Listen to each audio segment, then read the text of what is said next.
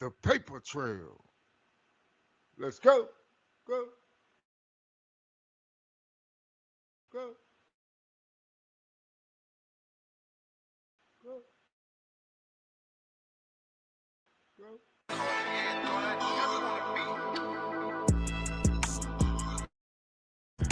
For the love of money, niggas come around. For the love of money, some stay around. For the love of money, what a nigga will do for the love of the money. Hey, I gotta shake it, 12 at night to 5 in the morning. They don't give a fuck now. If it's for the money, niggas gon' bark and they bite like a motherfucking dog. Gotta party like a motherfucking dog. For that cat, I am gon' roof and I'm barking at that cat and I am gon' take let the roof off when I'm riding that ride.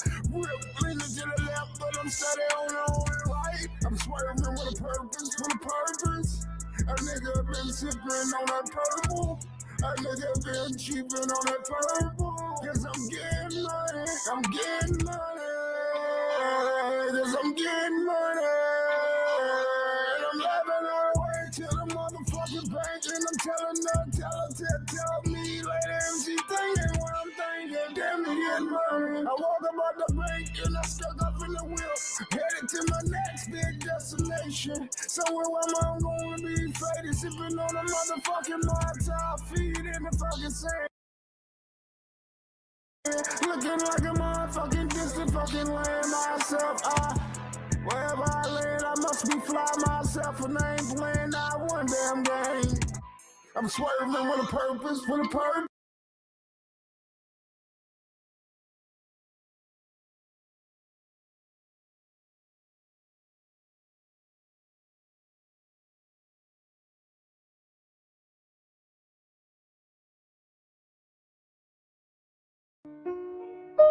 Stopped me cold. I was scrolling through an online auction archive looking at old Coney Island ephemera.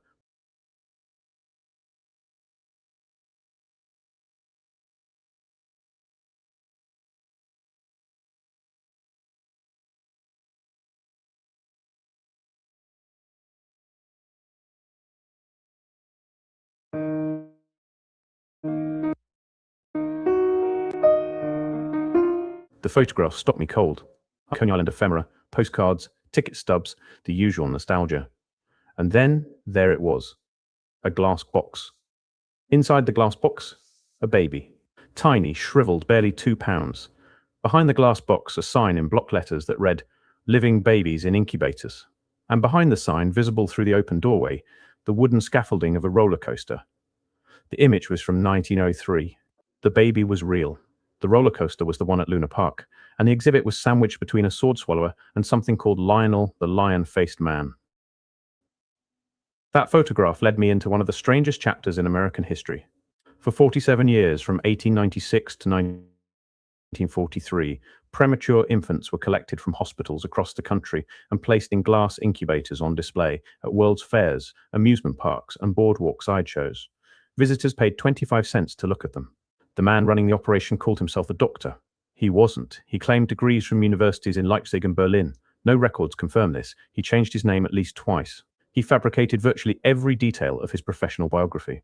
And over the course of 4 decades, he says he saved 6,500 babies that the medical establishment had left to die. His name, or at least the name he chose for himself, was Dr. Martin Arthur Cooney. He was born Michael Cohn in 1869 in Krotosyn, a town in what was then Prussian Poland. He arrived in America as a teenager. The 1910 census lists his occupation not as physician, but as a dealer in surgery. Constant Boudin, the timeline does not work. Cooney appears to have immigrated to the United States by 1888 when he was 19. Too young to have completed the medical training he described, too young to have been Boudin's protege. And yet, for reasons that still are not fully understood, this man with no verified credentials became the only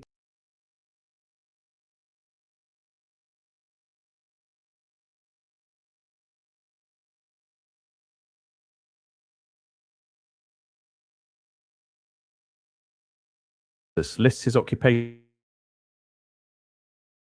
not as physician but as a dealer in surgical instruments. He claimed to have studied under Dr. Pierre Constant Boudin, the French obstetrician considered the founder of modern neonatal medicine. But the timeline does not work. Cooney appears to have immigrated to the United States by 1888 when he was 19. Too young to have completed the medical training he described, too young to have been Boudin's protege. And yet, for reasons that still are not fully understood, this man with no verified credentials became the only person in America consistently saving premature babies. Not in a hospital, not in a research facility, in a tent at Coney Island, right next to the freak show. Here is what makes this story impossible to dismiss as a simple curiosity. In the early 1900s, American hospitals did not treat premature babies. I need you to sit with that for a moment. They did not try. Premature infants were classified as weaklings, a medical term used without irony. The prevailing view, published in the Boston Medical and Surgical Journal in 1901, was that it might not even be worthwhile to save them. 3 out of 4 premature babies died, and the medical establishment was fine with that. As late as 1939, a typical New York hospital might have one single incubator. 1. Cooney had dozens, staffed around the clock by 5 wet nurses and more than 15 trained medical technicians who lived on site. His survival rate was 85%. He never charged the parents a dime. Every cent came from the 25-cent admission tickets of people who wandered in off the eating a hot dog. Now I know the obvious objection. This sounds like exploitation. Babies on display for profit. A fake doctor running a sideshow medical operation. And the objection is not unreasonable. The New York Society for the Prevention of Cruelty to Children tried to shut Cooney down multiple times. Medical professionals called him a quack and a baby swapper. His nurses would slide a diamond ring over a baby's entire wrist to show the crowd how impossibly small these infants were. He sometimes dressed recovering babies in oversized clothes to emphasize their fragility. This was showmanship. There is no getting around that. But here is what the objection misses. The hospitals would not do it. The technology existed. The incubators worked. And the institutions that could have saved these children chose not to. Cooney's sideshow was not competing with legitimate medicine. It was replacing medicine that refused to exist. And that refusal was not accidental. It was ideological. This is where the story turns dark. Because the same decades that Cooney was saving babies at World's Fairs, those exact same fairgrounds were hosting something else. Starting in 1908 at the Louisiana State Fair, a new kind of competition appeared. They called them Better Babies contests. Infants between 6 and 48 months old were brought in by their parents, measured, weighed, examined, and scored on physical health, mental development, and physical appearance. The judging system was borrowed directly from livestock evaluation. A 1913 article described the process plainly. A physician scores a baby in precisely the same way as a judge of experience in livestock scores cattle, horses, and hogs. By 1906, more than 47,000 babies had been rated in contests held across the majority of American states. The Woman's Home Companion magazine sponsored them nationally, created a Better Babies Bureau, and commissioned a bronze medal for the winners.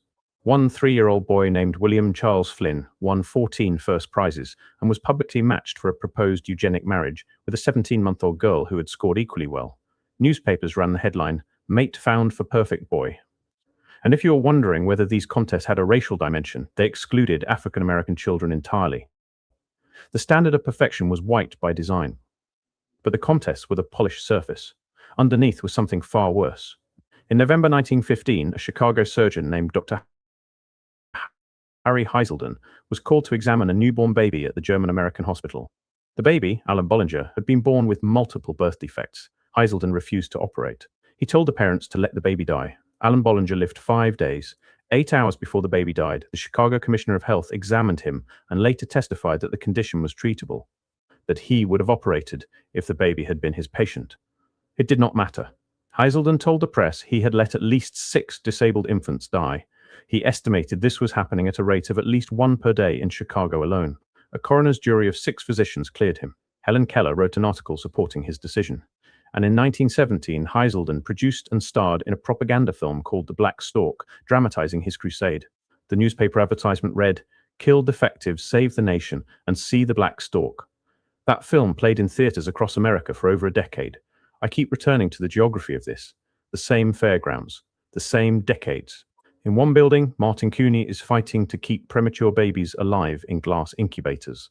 In another building, judges are scoring babies like livestock for genetic fitness. Down the midway, eugenics panels explain why defective humans should be eliminated. And in theaters across the country, a film is playing that argues certain babies are better off dead. This was not a fringe position, it was the mainstream. Indiana passed the first compulsory sterilization law in 1907. By 1927, the Supreme Court upheld forced sterilization in Buck v. Bell, with Justice Oliver Wendell Holmes writing the now infamous line, "3 generations of imbeciles are enough." Between 1907 and 1963, the state ordered more than 64,000 compulsory sterilizations. More than 60% were performed on women. The eugenics movement was not hiding, it was winning. And the babies Cooney was saving were exactly the kind of defectives the movement wanted eliminated. Now pull the lens back further, the same decades, 1854 to 1929. While Cooney is displaying premature babies at amusement parks and eugenicists are scoring infants at state fairs, something else is happening. The orphan trains. Between 1854 and 1929, an estimated 200,000 to 250,000 children were loaded onto trains in East Coast cities and shipped to rural families across the Midwest. The Children's Aid Society and the New York Foundling Hospital ran the programs. Children were lined up at train stops and inspected by prospective families in scenes that witnesses compared to livestock auctions. As many as 25% of these children had living parents. The Foundling Hospital sewed numbered tags into the children's clothing for identification. Catholic and Protestant organizations ran separate trains to ensure children were placed with same-faith families. By the time the last train ran in 1929, 250,000 children had been redistributed across the country with remarkably little documentation. No comprehensive database exists. Most of these children never reconnected with their biological families. An estimated 2 million descendants are alive today, many with no idea their family tree passes through an orphan train depot. And here is where I need to be careful, because I am about to describe a pattern, and patterns can be deceiving. Maybe I am seeing connections where only coincidence exists. Maybe these are simply parallel events sharing a timeline and nothing more. But consider this. Between 1900 and the 1920s, hundreds of postcards circulated across Europe and the United States depicting babies growing in cabbage patches. Not as jokes, as birth announcements. Known in the French-speaking world as faire parts de naissance, these postcards showed infants being harvested from gardens, fished from rivers, hatched from eggs, transported by train. They were produced in Salvador Dali collected them, Breton collected them. The genre was so prolific that scholars still cannot account for the sheer volume. Some of the postcards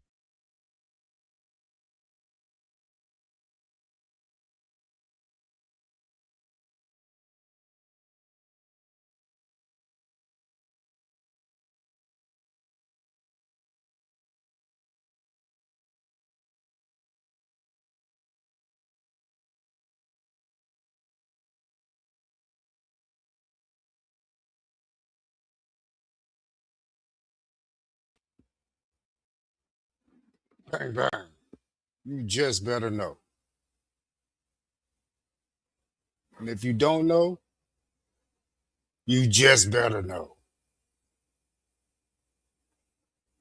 There's two sides to a coin, as you can see here. So, we again are back at eugenics as the umbrella. So all the confusion that's going on again, redundantly again. Back at eugenics being the umbrella for all of this crazy ass shit they raining down. So not only do you have incubator babies, you have a certain ethnic group of people also doing a baby competition within this eugenics movement. Not only do you have that going on, also have sterilization going on. And not only did they sterilize their own kind due to weak babies coming out, they didn't want an imbecile having a baby or a nincompoop. I mean, the hat with the spinner on the top kid coming out, they would sterilize the woman. Yeah, yeah, yeah. Okay, so, and sometimes they wouldn't even tell you that that woman is being sterilized. They would actually have you in there for something else. And unbeknownst to a lot of the women, they were being sterilized. They did not even know. Now, again, that goes for their own cultural people and the people that they didn't want in there as well, too. There's numbers out the goddamn wazoo on these people also sterilizing, so to speak, colored people, or what they call them, African Americans, which is a modern day term, mind you, 1988 or something and on, modern term. So nobody was being called African American prior to 1980s. So just stop there for a minute. So the colored people could not be a part of this eugenics gang. This eugenics gang started in the 1880s. The foundation is even crazier with a stupid ass backstory, which which cannot be verified. So the earliest that can be verified is the 1880s. And that's also during Reconstruction. So a lot of this history is just what they say. And they got about 35,000 books that can back up what they say to their stories. We got about maybe 5 to 7 books, which we've never seen that could possibly tell a whole different story. But right now, we're talking about eugenics and how they're recreating a whole new population of people within the United States that can't even trace themselves back prior to these orphan trains or incubator baby syndrome shit going down. Try saying that 3 times back to back to back to back. Jehovah. Yeah, yeah, yeah, yeah, yeah. Crazy. Yeah, so they banging us on the history, banging us on who's the actual indentured servant, so to speak, slave coming in, and who can't be a part of their gang starting out? You motherfucking colored folks. You motherfucking colored folks. So did integration actually help these guys out, or did it help us out? Did they want to separate for a reason? Of course they wanted to separate for a reason. If you're trying to separate during integration, that means that there was no separation prior to. Could we say that this whole slave story was probably fictional at best? Period. Because right here they're telling you how they're repopulating the United States. And once we get all these 2,200,000 to 2 million people coming over here, let's make sure they have baby to help populate the Americas with this certain ethnic group. Now, mind you, nobody really knows where most of these kids or these indentured servants are coming from. They say they're coming from Europe. Mind you, there are some pale skinned Africans as well too. So we cannot leave out that they were also coming from Africa as well too, is what I'm saying.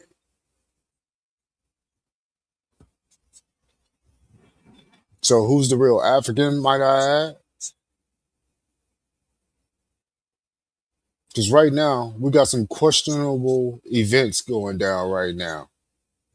And it still ties into Mr. J.E. himself, Mr. Double un, triple entendre ass nigga.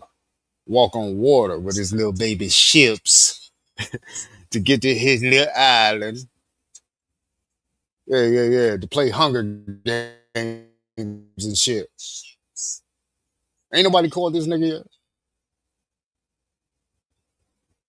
Yeah, yeah, because he's doing some of the same things. So that lets you know that this eugenics umbrella was never let down. It's always been raining something since this eugenics umbrella was let up.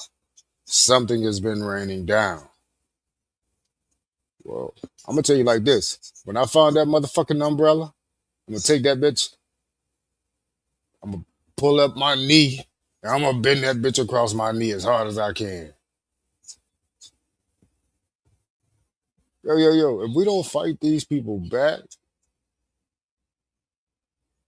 yeah, because they doing dumb shit. You know what I'm saying? They've started a whole population with a bunch of kids. These kids were called indentured servants. Not only were the kids indentured servants, also other pale skinned people were also classified as indentured servants to get to America because they were the first fleers. Whoever was coming over here to flee from religious persecution, running from not having running water, not having enough food, tired of being a slave over there. No, these people were running from something. They weren't just sent here. So you got fleers and people running from something. I mean, it's pretty much the same to get to America during this time. Now, again, if you got all of these European, so to speak, European people running to America, how are you running to Africa to get some fucking slaves to bring to the Caribbeans, then to bring to America when you're being brought over here? Are you guys lying about who's the actual slave? Look at here. Look. Your little boy Jeffrey Epstein done fucked up everything. Because now 2 and 2 equals 4. Now you bitches in trouble. You know what, Jay? I done told your ass. You give me $100 million, I'll shut the fuck up when you're around, nigga. Yeah. Talk to me. Talk to me. What is going on here? The story is in reverse. This is not play. You just better know.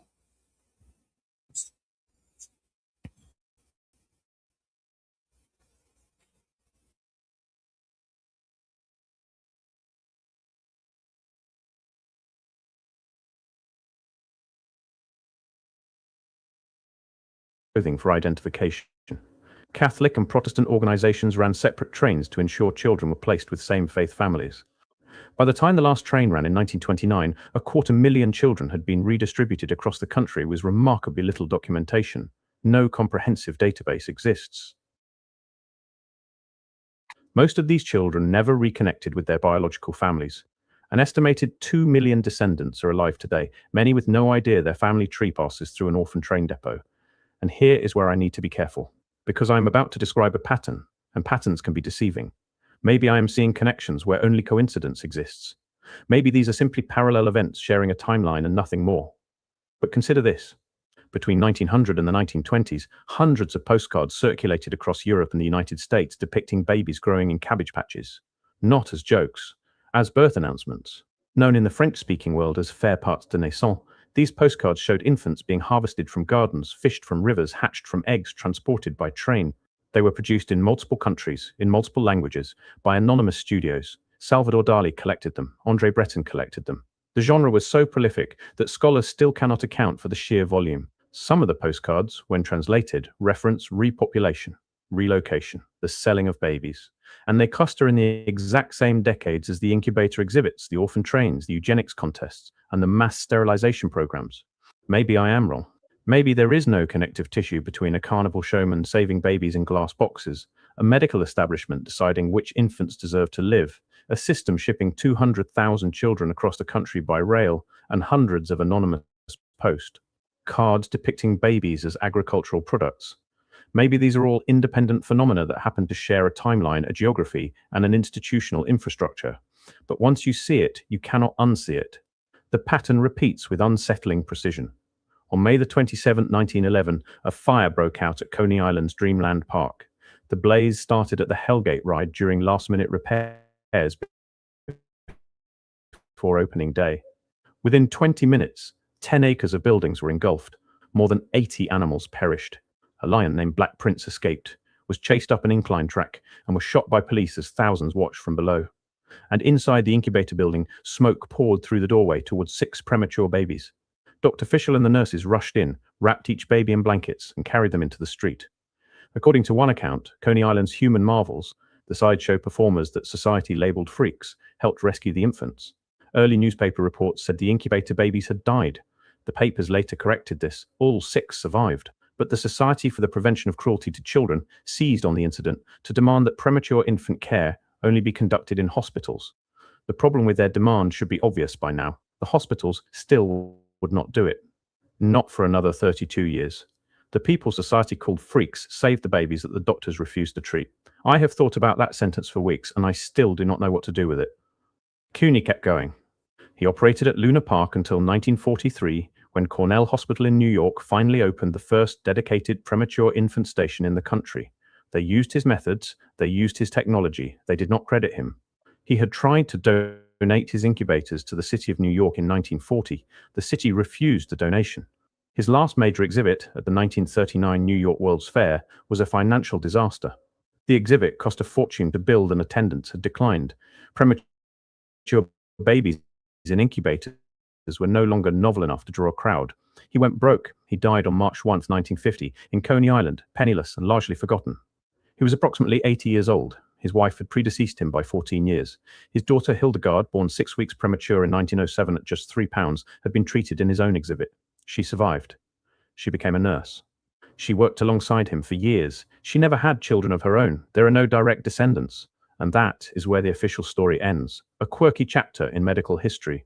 A fake doctor who saved real babies. An inspiring tale of one man against the system. Except I cannot stop looking at the system itself. A medical establishment that classified premature babies as weaklings and let them die. A eugenics movement that scored infants like cattle and lobbied to eliminate the unfit. A propaganda film urging audiences to kill defectives, save the nation. A network of trains shipping 200,000 children to strangers with numbered tags sewn into their clothes. And one unauthorized showman who saved 6,500 lives from the cracks between these institutions, funded by quarters from the same crowds who paid to see the four-legged woman and the lion-faced man. The questions nobody asks are the ones that stay with me. Where did 8,000 premature babies come from during decades when hospitals did not even attempt to treat them? How did a man with no medical credentials operate for 40 years without a license in a system that was simultaneously sterilizing 64,000 people for being genetically unfit? Why did the institutions that had the technology to save these babies refuse to use it, while hosting competitions to breed better ones in the next building over? And what kind of civilization puts living babies in glass boxes at a carnival, not because it does not care, but because it is the only place that will? I found one more detail while researching this. In the summer of 1934, Cowney hosted a reunion at Coney Island for the babies he had treated at the Chicago World's Fair the previous year. Of the 58 infants he had cared for, 41 came back. Grown, healthy, carried in their mother's arms. Photographers were there. The New York Times covered it. And somewhere in the same newspaper that week, you could find articles about eugenics, about the fitness of the American gene pool, about which humans were worth preserving. The babies in the photographs did not know any of that. They just knew they were alive, and that a man whose real name nobody knew had decided they were worth saving when nobody else would. The buildings where he worked are gone. The incubators were scrapped. The records are incomplete. But the questions persist, and they connect to something larger than one man and his sideshow. What happened to the children nobody counted? What system decided which ones lived and which ones disappeared? And what are we still not being told about the decades when babies were currency, classified as defective or fit, shipped by train or displayed in glass, scored like livestock or left to die, depending on which building you walked into at the fair?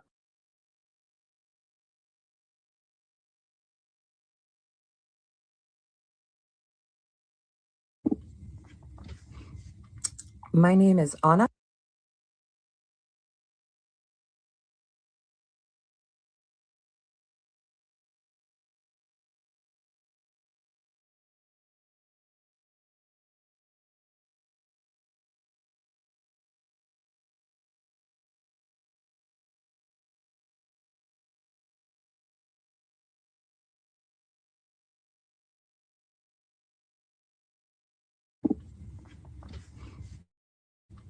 My name is Anna, or Anya Wick, changed from Anna Petrova when I was briefly married, changed from Owen Theodore Epstein when I transitioned back to female, changed from my birth name, Anya Beth Epstein, when I transitioned from female to male.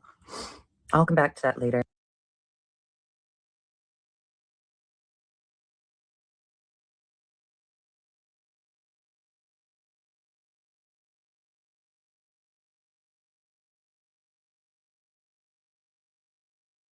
Anna, or Anya Wick, changed from Anna Petrova when I was briefly married, changed from Owen Theodore Epstein when I transitioned back to female, changed from my birth name, Anya Beth Epstein, when I transitioned from female to male.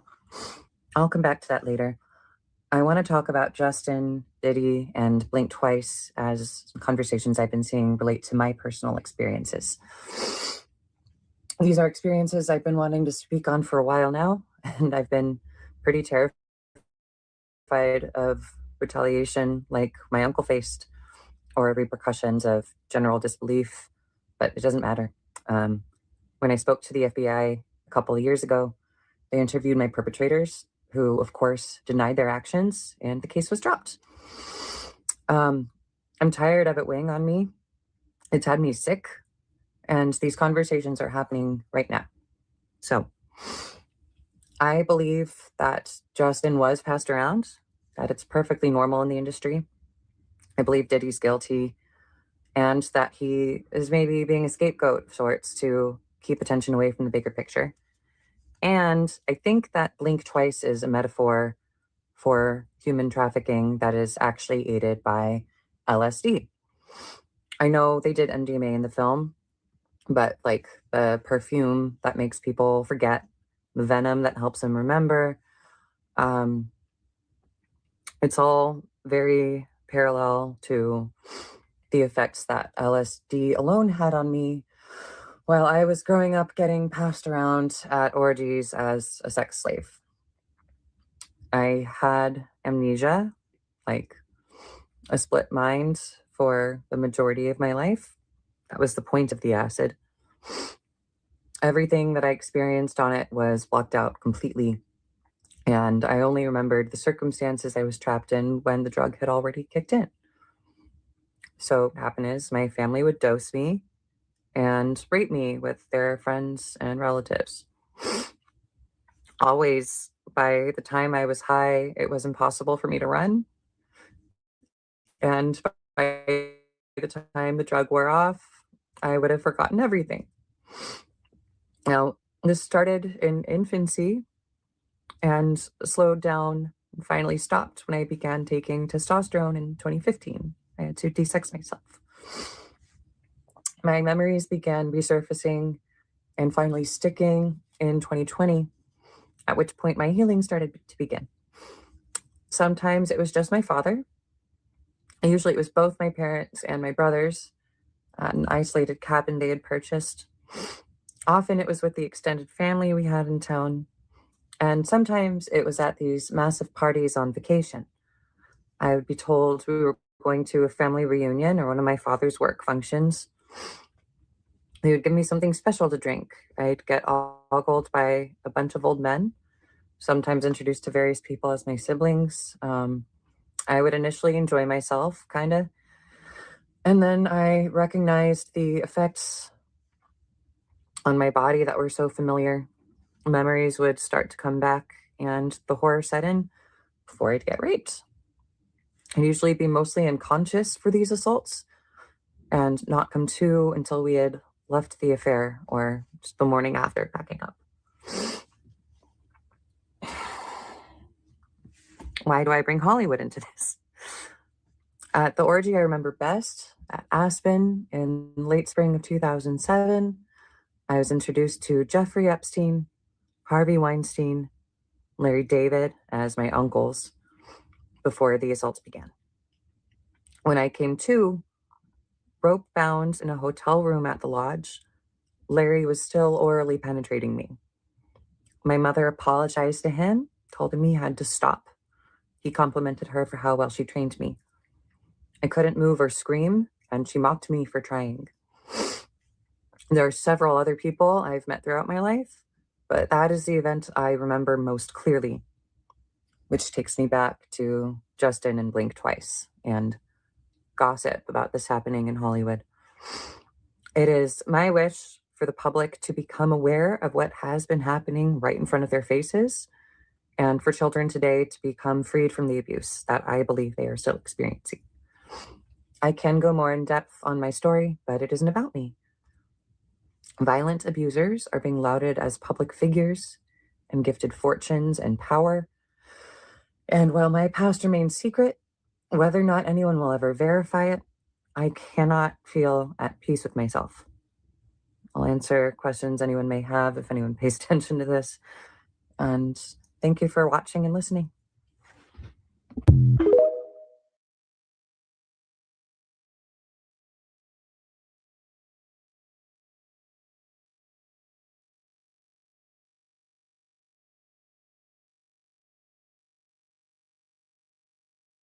Today I am gay.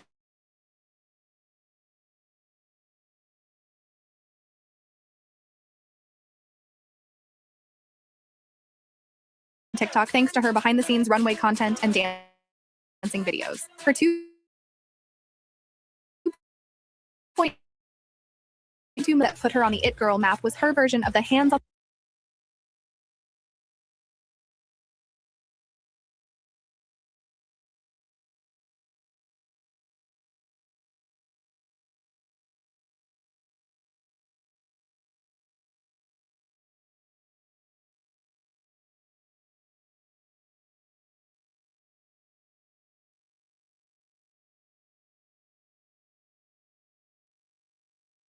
Where to start? Alex Consani is funny, doesn't mind quirky dancing, and she's also very tall. She started modeling in 2015 and became the world's youngest.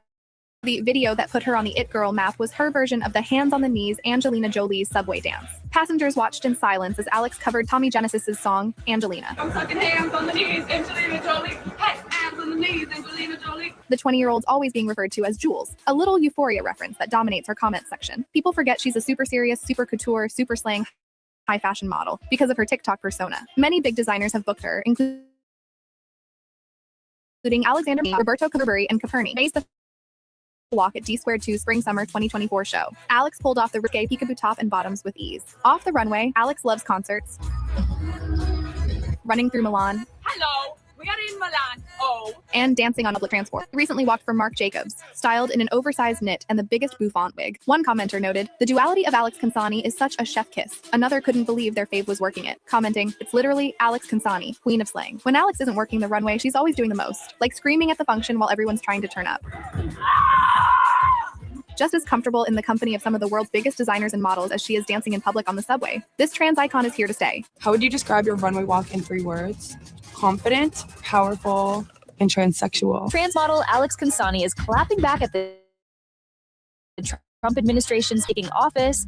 Trump has rolled out executive orders erasing trans rights, limiting gender recognition, and restricting passports to birth sex. In an interview with Harper's Bazaar, Consani called the policies scary, especially for vulnerable trans youth. As a model and influencer with over 4 million TikTok followers, she's using her platform to push for change, despite online hate. "I speak publicly about what I believe in, and that makes me hopeful," she said. Having faced online hate since childhood, she sees it as a reflection of the hater's own self-hatred. "If you want to hate on me, do it. More clicks, more views, more money for me, babe." The pioneering transgender advocate has faced online hatred from a young age, fueling her commitment to using her influential platform to champion acceptance and uplift the transgender community. "I grew up online. I've been on the internet since I was 8 or 9, so I've always gotten hate. And I've always known that it's coming from a place of self-hatred because no one takes time out of their day to go online and talk negatively about someone unless they have self-hatred within their own head." The famous model offered inspiring words of advice to provide unity amongst the trans community. "Even in the face of these policies, our community remains strong. We're never going to go away," she said, always using her voice with purpose. Alex Consani continues to shine as a trailblazing role model by inspiring and empowering the transgender community. I mean, I got to see the girls in their like underwear and their wings and stuff, and I was on the couch with my blanket and my popcorn, and now I'm here. Trans model Alex Consani has spoken about being one of only 2 trans women to ever walk the runway at the 2024 Victoria's Secret fashion show, saying it was a really impactful moment. The 21-year-old trans model made history alongside Valentina Sampaio, being the first 2 trans women to walk for the iconic fashion show. Speaking to Teen Vogue, Alex said, "I didn't even realize I was the first until after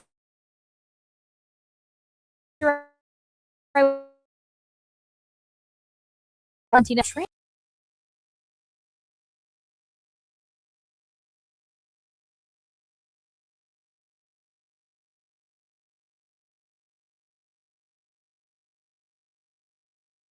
history alongside Valentina Sampaio, being the first 2 trans women to walk for the iconic fashion show." Speaking to Teen Vogue, Alex said, "I didn't even realize I was the first to walk until after I walked the show. I thought that Valentina had already walked a while ago, so having that in my mind took the pressure away." In 2018, the former chief marketing officer Ed in its runway show, the backlash prompted the brand to cancel its show in 2019, which led to its 6-year hiatus. Alex has always wanted to be a model. Honestly, I feel like when I was in elementary school and I really like saw the representation for like me, that was when I was really like, I want to do this. At just 13 years old, Alex got the fashion bug, telling Teen Vogue, "Something about it really enticed me, especially when I saw that there weren't many other trans models out there." Representation has always been a driving force for Alex, and it's what pushed her to want to pursue a career in modeling. "I'd like to accomplish a goal where models don't need to be female or models don't need to be male. They can be like whatever gender they want." Alex signed to IMG Models at age 16, saying, "I came into fashion at a time when people were looking for a space for diversity." Despite her success, Alex says she had to face a lot of barriers, particularly around transphobia within the industry, saying, "They'll do things that are either transphobic or physically unacceptable because maybe they don't societally understand." However, the model recognized that her experience was not nearly as bad as trans models of color. So the barriers for me to be where I am today, I could never compare my situation to theirs. Honoring trans women of color has always been at the forefront of Alex's modeling journey and recognizing their impact on fashion, saying, if you look back in fashion, the majority of the references are Black women, and more specifically, Black trans women. Their style has made its way into the fashion world, as we see designers moving away from the gender binary. Alex also recognizes the impact that trans women of color have on her as a person. The star blew up on TikTok, famous for her usage of terms like doll, giving, and vogue. Only the most challenged of the dolls would pull up to Trader Joe's.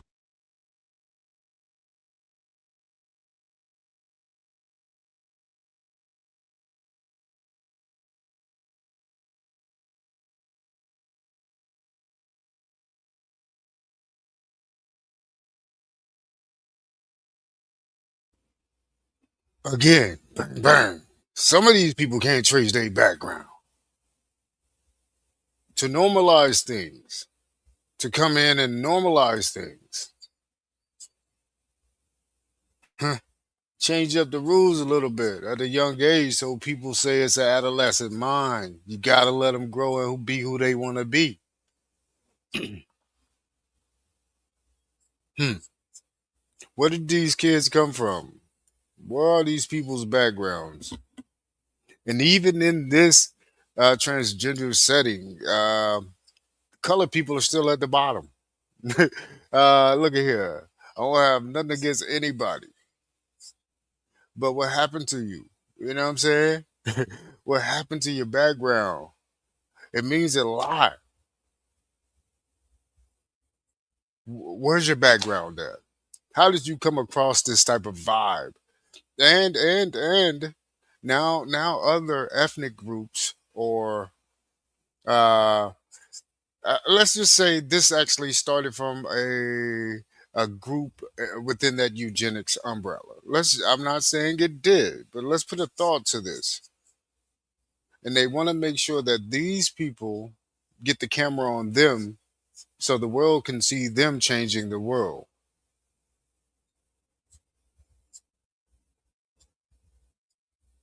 You should not have a gender, is what a young person said. You should not have a gender. You should be who you want to be. Now, I'm gonna put two and two together again. Now we got. Could a kid have said that in 1900, like, and that go over well? Especially a kid of this sort, because these kids were being set over here as indentured servants, according to their history, under their eugenics umbrella history, for them, which in turn started to affect everybody else around them as they were coming out of this cult shit and putting it on everybody else. See, this eugenics umbrella is a fucking cult. And you don't know who was a part of it way back in the day. Like they great grandma was one of them incubator babies. I'm just saying. But I ain't just saying. You just better know. Now all of this is gonna make sense because we're in the fashion world. And you know a lot of those men were bike peddlers that were over these top fashion lines, right?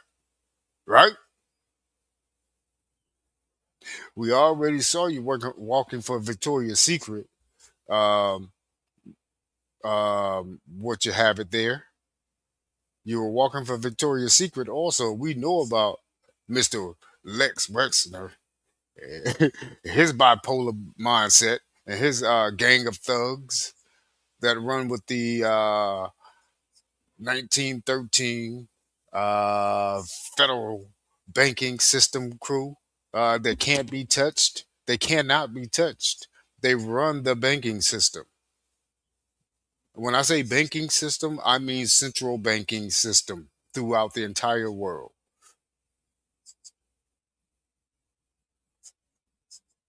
So, why? What's going on here?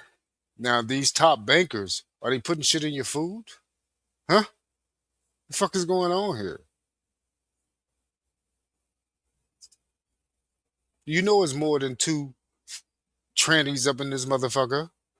Now, there's nothing against these people in their mindset, but you know it's more than two of them in this modeling industry out there on that catwalk.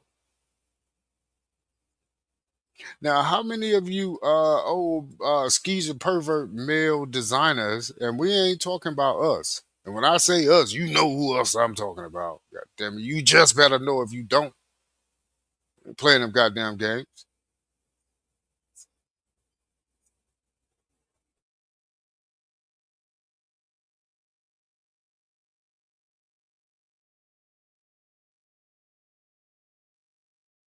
Get a bucket full of asparagus. Give me your best photo. Give me your best photo. It's not giving rock chic. No, baby, it's giving metal. While this vernacular and way of speaking is often conflated with Gen Z speech, it actually originated from Black trans women, which Alex recognizes, saying, "The personality that I have and the energy that I give is so heavily inspired by Black trans women. People see me as kitschy and different, but if you're ever around a black doll, then you kind of get the same energy that I'm celebrated for."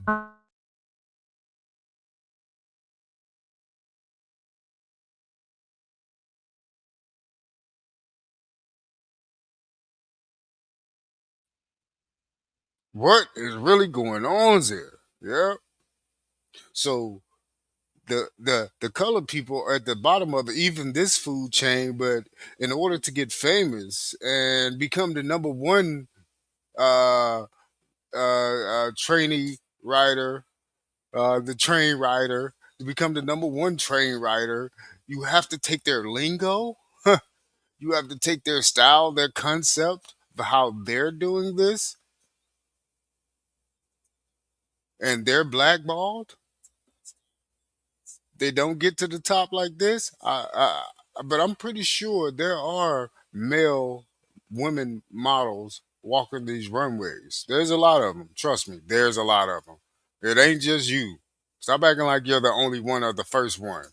No, it's a lot of you motherfuckers out there. Stop playing these goddamn games with me.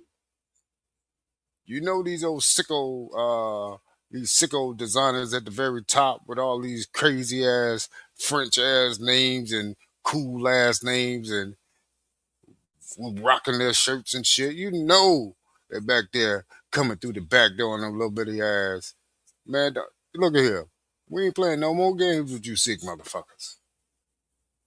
And I ain't talking about you. I'm talking about the people that groomed you.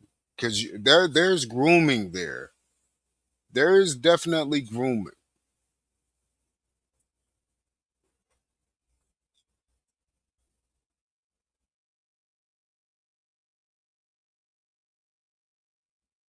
Fuck it, we talking about it. You know? We talking about it. You just better know we talking about it.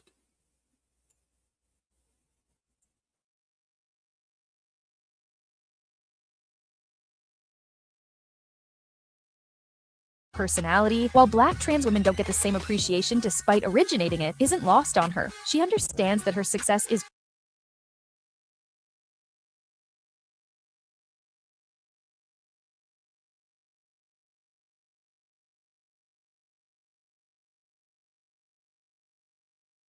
Giving rock chic.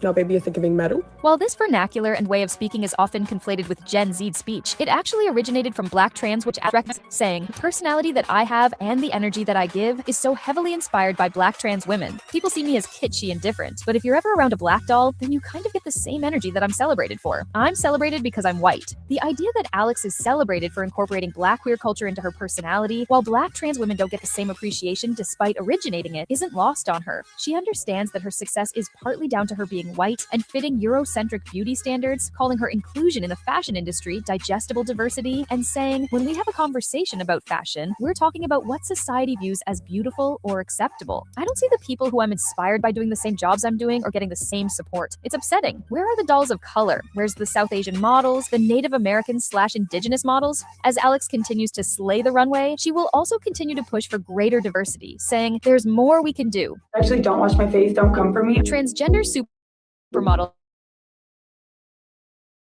Alex Kansani has admitted to not washing her feel snatched when she wakes up. I actually did this thing last night that my agent told me about. It's called the vampire sleep. You sleep like this on your back.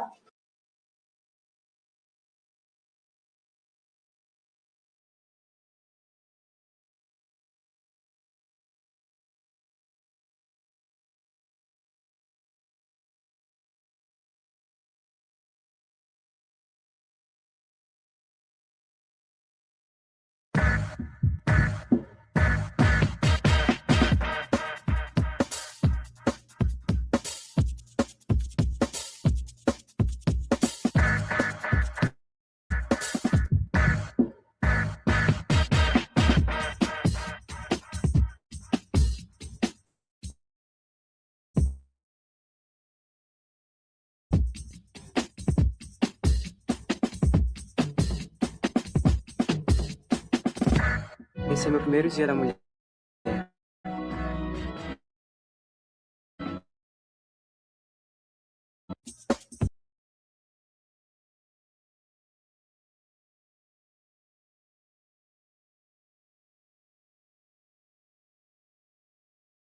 A few days ago, Les Wexner told Congress that he was named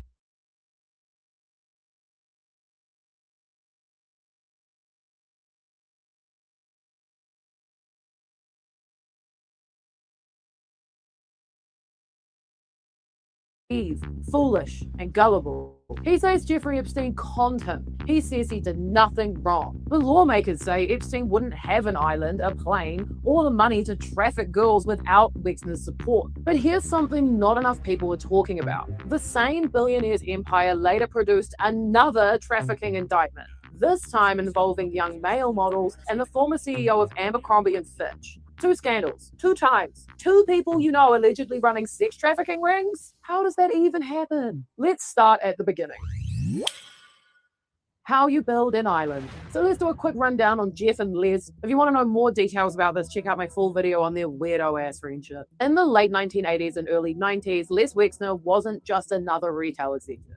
He was the architect of the American Mall, RIP malls. Through the Limited, later L Brands, he built Victoria's Secret into a global phenomenon. Then he met Jeffrey Epstein, and what followed was extraordinary. In 1991, Wexner signed a sweeping power of attorney, giving Epstein authority to do, like, everything. From hiring people, signing checks, buying and selling property on his behalf, borrowing money, and act in his name. It's crazy. It takes a vast amount of trust to give someone total control. A trust and estates expert told the New York Times. For roughly 16 years, Epstein had unmatched access into Wexner's financial life.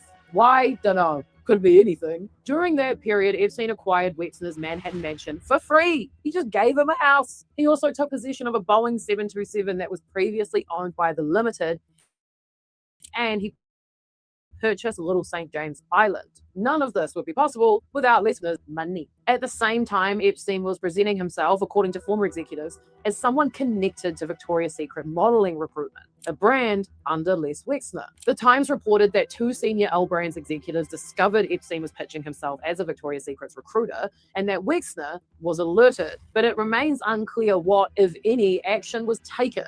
Les Wexner was like, he's my friend, it's fine. You can just say he works here.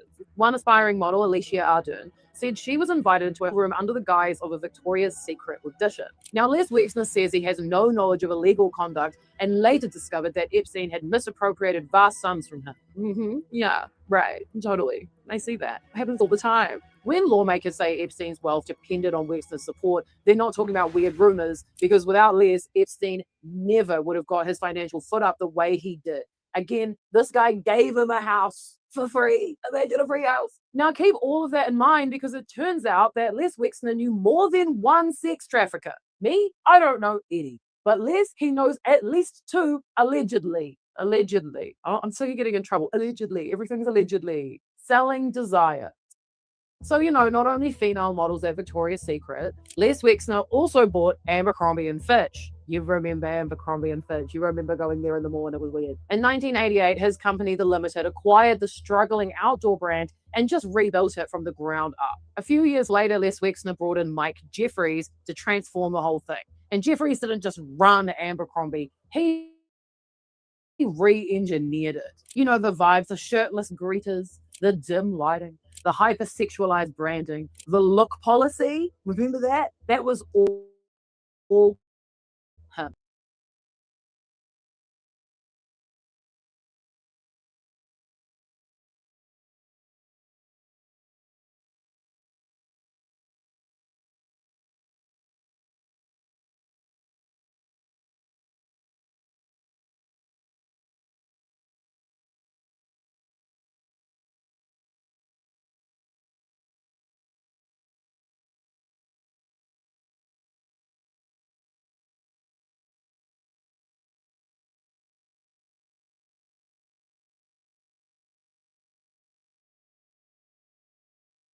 And Fitch. You remember Abercrombie and Fitch. You remember going there in the mall and it was weird. In 1988, his company, The Limited, acquired the struggling outdoor brand and just rebuilt it from the ground up. A few years later, Les Wexner brought in Mike Jeffries to transform the whole thing. And Jeffries didn't just run Abercrombie, he re-engineered it. You know, the vibes, the shirtless greeters, the dim lighting, the hyper-sexualized branding, the look policy. Remember that? That was all him. Now, Abercrombie was spun off from The Limited in 1998 and became an independent public company. So it's important to be precise here. During the years federal prosecutors now focus on, which is 2009 to 2015, Les Wexner did not control Abercrombie, but the culture Jeffries built began in the ecosystem that Wexner created, and he hired it. Like, he knew it, something like that. And in October of 2024, that ecosystem exploded into a federal indictment. According to the U.S. Attorney for the Eastern District of New York,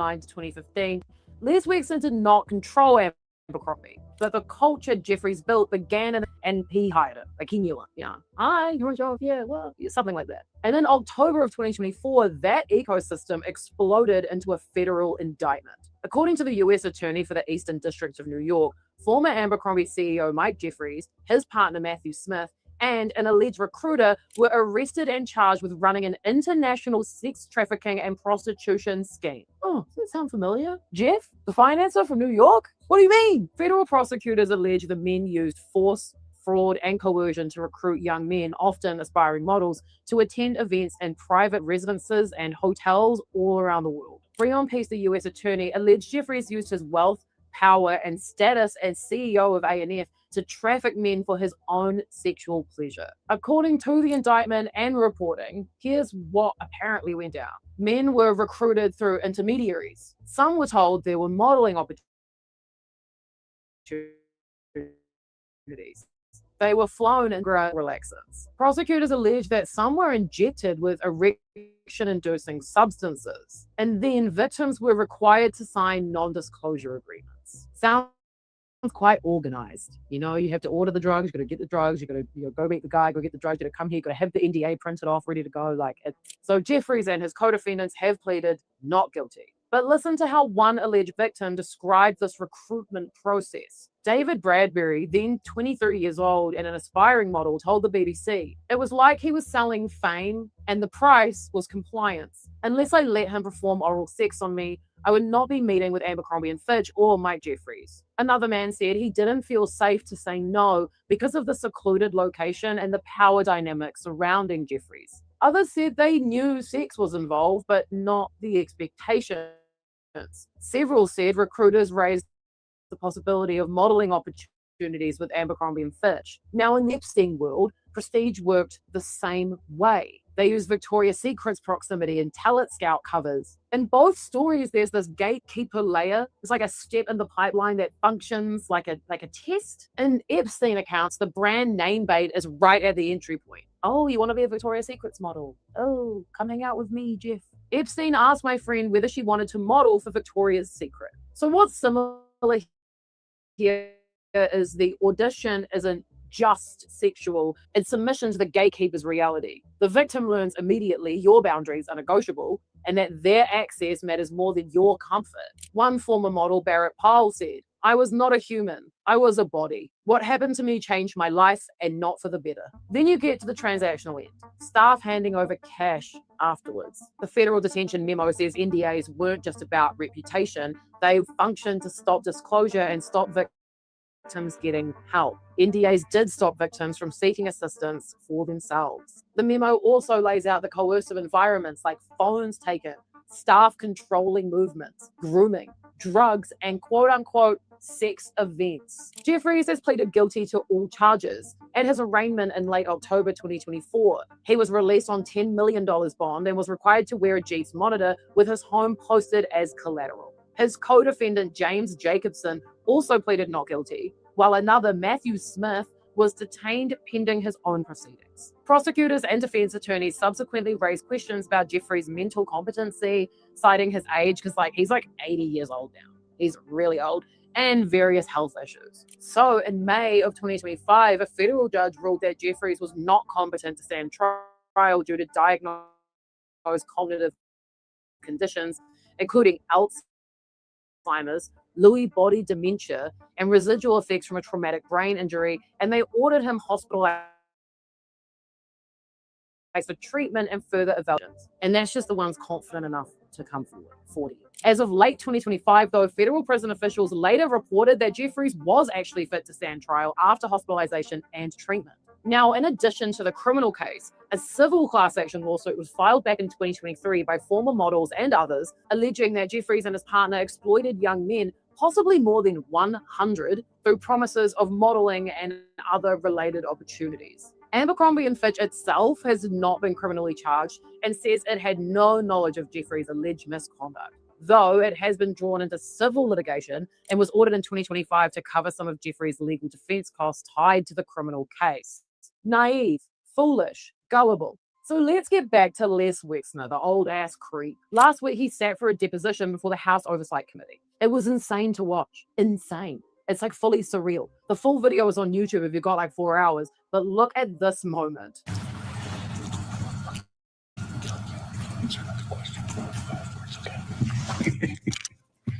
Answer the question. Okay.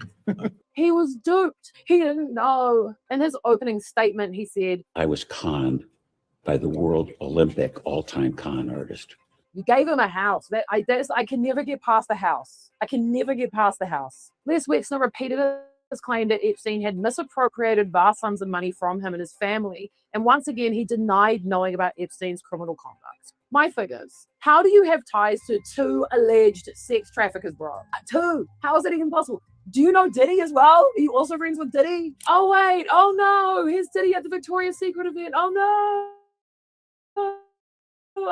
Oh, Diddy, run. Those models were just...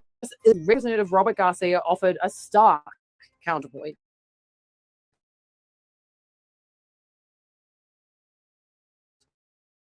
There would be no Epstein Island.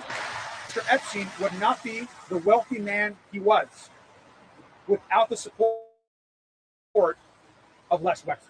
Epstein's empire required money. Money requires power. Power requires trust, and Wexner gave Epstein extraordinary trust. The question Congress appears to be asking isn't whether Wexner trafficked anyone. It's whether he built knowingly or unknowingly the financial scaffolding that made it possible. And when the same billionaire appears decades later in another trafficking indictment involving his former executive, you can't help but wonder what's going on there. Again, I don't know a single sex trafficker. Twice, Les? Twice? 2 times? Weird friends, bro. Weird friends. Not a good look. If you want to keep up with what's going on with these damn Epstein files, you're in the right place. I've been going through the files so you don't have to. And let me tell you, you don't want to read them because some of the stuff I've read has kept me up at night and sometimes I can't sleep. Being dangerously informed doesn't mean jumping to conclusions. It means knowing enough to ask better questions. And if that's the kind of community you want to be part of, then subscribe and join us on our channel Discord. You can send me videos, ideas, you can send me feedback. If I got something wrong, it's a good place to tell me because I'll be less defensive about it.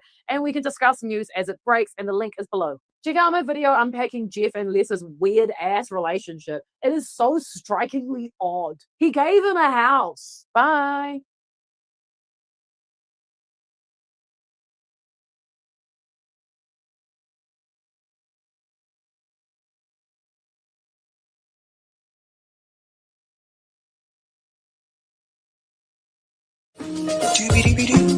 One of the things I think we need to pay close attention to when it comes to the Epstein files or Jeffrey Epstein altogether is that we can't stop at just him.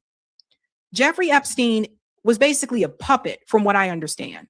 So if you saw like this pyramid chart, Jeffrey Epstein was not at the top of the pyramid. Otherwise, he wouldn't have been arrested. The people at the top rarely ever go down. So Jeffrey Epstein had a boss. He was working for somebody or something else, whether it's different organizations, CIA, Mossad, or different person. He was working for something or someone else. That's what I want you to hold on to as we get to these clips here from Whitney Webb. One of the most, I guess, powerful people next to Jeffrey Epstein was, of course, Les Wexner. He's the owner of the Limited Group, which included Victoria's Secret. For those who are not aware, Les Wexner had a lot of money. He gave Jeffrey Epstein power of attorney. He just testified in front of Congress. Actually, they came to him to see him in Ohio. So he didn't travel to DC. They came to see him for that deposition. He testified, and most of his responses were, I don't remember.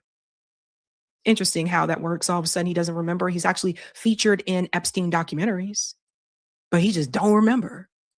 There's a couple of them. Go check them out. There's an Epstein documentary on Netflix. There's one on Hulu.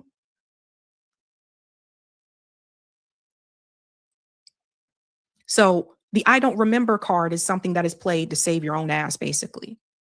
I want you to hear what Whitney Webb said about Les Wexner being held accountable, because, she gives the raw deal here and to why he will probably not be held accountable. So she spoke with Redacted. I'm not sure if everyone's familiar with the show. They usually do a lot of diving into controversial issues.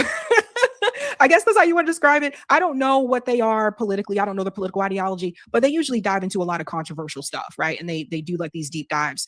But listen to what Whitney said here about the Les situation. Yeah, I don't anticipate Leslie Wexner being arrested at any point. He is far too powerful. And his money is everywhere. And honestly, he has extremely deep ties to numerous officials in the Israeli government through his philanthropies. He focused pretty much the bulk of the Wexner Foundation on training up prominent figures, first in the U.S. In the Jewish community in particular, and now those Wexner fellows, essentially run AIPAC. It has an extremely close relationship with AIPAC, obviously one of the most powerful lobbying groups in the United States. And we have to pause right there.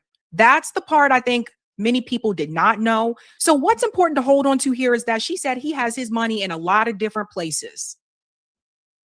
Big red flag there, right?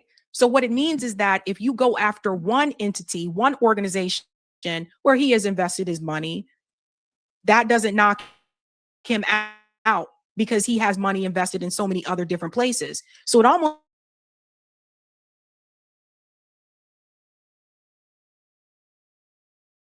in hospitals, and let's say maybe he has invested group, right? So if you say, we need to strike against Les Wexner, everyone boycott Victoria's Secret. All right, cool. But then you also got to boycott Bath and Body Works, which I think is also still a part of Limited Group. I have to double check that. There was also a store called The Limited, which I think also may have been a part of Limited Group. But then you got to boycott all them too, right? But then he has his money in so many different buckets. It's hard to take someone like that down. And this is the reality. And people wonder, how do these people continue to grow and thrive when people are boycotting against them? Because they have money in so many different buckets. He's well connected. 2, the AIPAC piece. Les Wexner is invested in AIPAC, the most powerful pro-Israel lobby in the United States, alongside Kufi, I would say. He's been funding his own interest. So when people wonder, where does AIPAC get all this money from? One of the people that's been donating to them is Les Wexner, and he's loaded. So when people say again, well, we got to boycott AIPAC, we got to take AIPAC down. In order to take AIPAC down, you got to stop AIPAC from getting money. That's why I tell you guys, it always goes back to the money.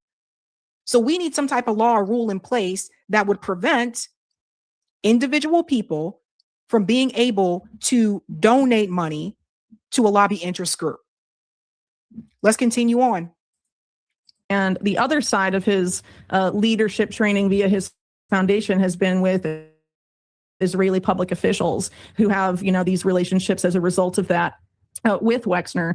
And I doubt, given, AIPAC's influence, as well as, what you touched on earlier with Israel's role with Epstein, it just does not seem particularly likely in any capacity. And I would also refer to the fact that one of the things that will never be investigated is the role of Epstein and also Wexner in this scandal that was covered up in the mid-1990s under the Clinton administration that's remembered today as Chinagate, but was obviously a lot larger than that.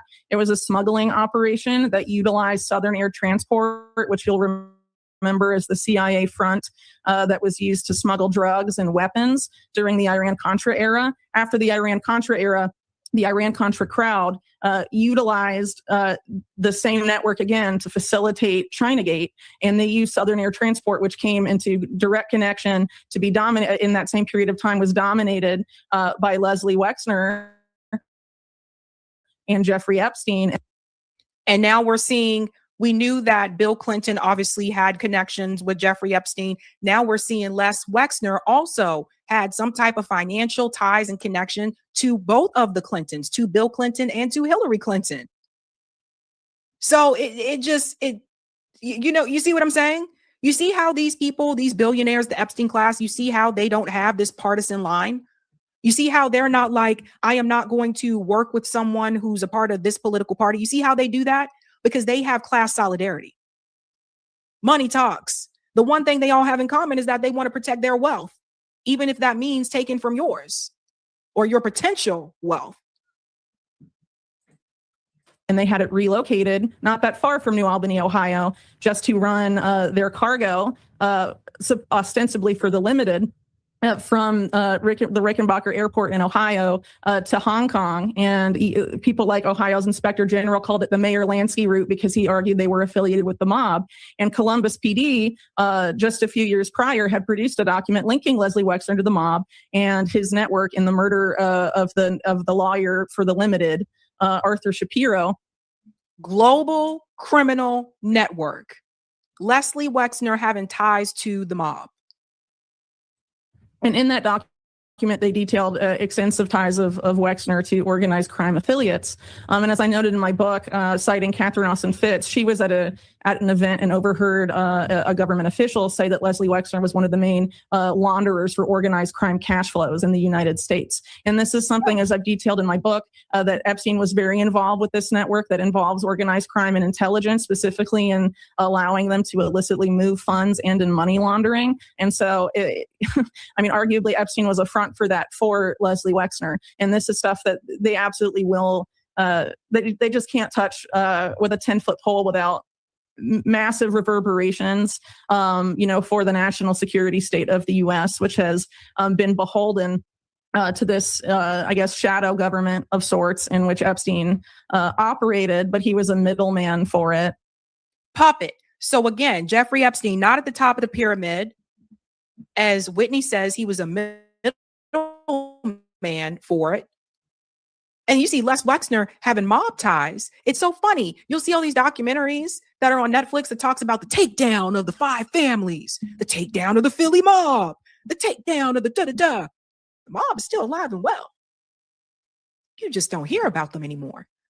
And that makes it even more dangerous. So that's another reason why they won't hold someone like Les Wexner accountable. He was not the head of it. And so until there's an investigation into the people behind Epstein, including Wexner, and justice there, I think most of what we're going to end up seeing is going to be superficial, and maybe more will be admitted or discovered in these Epstein files, but don't expect the government to necessarily do anything about it. Right. That's the unfortunate part, right? And it can be kind of like dark to hear that, but the reality is Whitney's not trying to gaslight the people. She's letting you know, don't expect the government to go after these powerful people that have mob connections, etc. So Les Wexner, he shows up and he says, I don't remember. He knows that he is protected. And that brings me to the Clintons, because Another thing that she talked about here was the Clinton Foundation, which I think we've mentioned on the show before. Just because something is called blah foundation, yeah, that's a philanthropy, which two things can be true at the same time. Yes, they have a philanthropy, they're doing this good with it, but that also doesn't mean that there isn't some bad that's done along with that as well. I always question all these abundance of philanthropies all of a sudden, like, oh, my philanthropy and give to my foundation and give to my this, so we all know that criminal ties go beyond political party. And the wealthier you are, the more likely you are to get away with any type of criminality. So she dives deep here into the Clinton Foundation, into all of this. Yeah, so the Clinton Foundation, I would argue, was largely set up. Major aspects of it were provably set up by Epstein. That's particularly true for the Clinton Health Access Initiative and a lot of its work in Africa with AIDS, which obviously coincides with a lot of vaccination policy. And at the same time that Clinton set up his foundation, Bill Gates set up his foundation. They collaborate together on those things. And Epstein has also obviously had an interest in these types of networks as well, for health, they say. But obviously, in the COVID era, we became a lot more skeptical of those types of quote unquote philanthropies. And obviously Bill Gates, as well as Epstein himself, as particularly revealed by some of these new releases, but it was known before, have an outsized interest in eugenics and also transhumanism, which is the modern rebranding of eugenics. Even some Pause right here. So this was another thing we talked about in the files. There were a number of emails that referenced eugenics, whether it was from Jeffrey Epstein, whether it was from Bill Gates, like back and forth conversations. It's very real reality. And if you want to look back into some of the history of eugenics, like at least here in the United States, a lot of people don't know this and they're not happy when you bring it up, especially here in the Boston area. But Harvard University used to practice eugenics. The Harvard back in the day is not the Harvard you know of today, but they used to practice that. And this idea didn't disappear. It's still around. So I think Elon kind of like broke the seal open with this when he said, we need white families to have more babies and stuff like that. So, I mean, some people say it out in the open. Some people say it behind the scenes via email. The people that used to run the British Eugenics Society, like Julian Huxley, authored texts in the mid 20th century talking about how transhumanism was the future of eugenics, and this is how they'd sell it to a new generation. These people are intimately involved with a lot of this stuff. And Epstein was intimately involved in those aspects, but we have to go back to Epstein being intimately involved also in illicit cash flows, which the Clintons absolutely love and have loved for a long time, ever since Clinton was governor of Arkansas through the presidency and after. And so, Clinton Foundation has obviously been dogged by what were once rumors, but thanks to WikiLeaks became, proven that it was basically a pay-to-play scam. And that they were taking money and then returning political favors when Hillary Clinton was, Secretary of State, or they thought she might even be president, right? And then after, she lost to Trump in 2016, it dried up essentially. But also, in addition to the other philanthropies, you have the Clinton Global Initiative, which was allegedly Epstein's idea, according to his defense lawyers. Yikes. So do you see how? So I'm just waiting for when the Clintons testify. I'm just waiting for Bill Clinton to be like, we were just business partners. I didn't really know that guy like that. No, I mean, look at all the stuff that Epstein did for the Clintons, behind the scenes. And then she talks about like this path that was chosen, I guess, for Hillary Clinton. Again, like I said, a lot of these people are selected and then they tell you should vote for them. Hillary Clinton was selected for the Senate too. This isn't talked about as much. She was contacted by the Senate and told to go get that seat for the Senate. She was already a shoo-in. They had already decided that they wanted her. This stuff goes way back, you guys. Like, I went into a lot of the deep dive history of Hillary and Bill, like that whole like relationship. And I saw it as a relationship of convenience where they would help each other out professionally, where Hillary realized she could get Bill Clinton to really go places politically. And then she would also be able to do that as well. He would become president. She would eventually become president as well. And she would be the first female president. There's a whole path laid out for that. And they're not the only ones. I mean, the Bushes laid out a whole damn plan too. I mean, these things are pre-planned. It was part of the core team that developed the concept for the Clinton Global Initiative, which is kind of like a Clinton brokered Davos, World Economic Forum style meeting, and they passed money around to Ghislaine Maxwell's Terramar, for example, among other things. And so Epstein was obviously very sought out in the not-profit world, arguably because he was very good at tax shelters, and a lot of these billionaires want to get tax write-offs or not have to pay money in tax. And so setting up these philanthropies the right way, when Epstein's background, going back to his time at Bear Stearns, was in tax evasion, obviously I think that points to why they were so interested in having him be involved in setting up their nonprofits. And there's also the fact that you had Epstein, I think it was Bill Gates, wanted to talk to Epstein about getting a Nobel Prize, apparently because he had influence over the Nobel Prize committee. So, it went even beyond nonprofits. And so a lot of this world that the public has been shown about these do-gooder nonprofits and these do-gooder philanthropists, it's, Epstein was an expert in money laundering. He also became an expert in reputation laundering for these billionaires, most of which are criminals and some of whom are provably connected to organized crime. Gotta be. And that's the ding, ding, ding.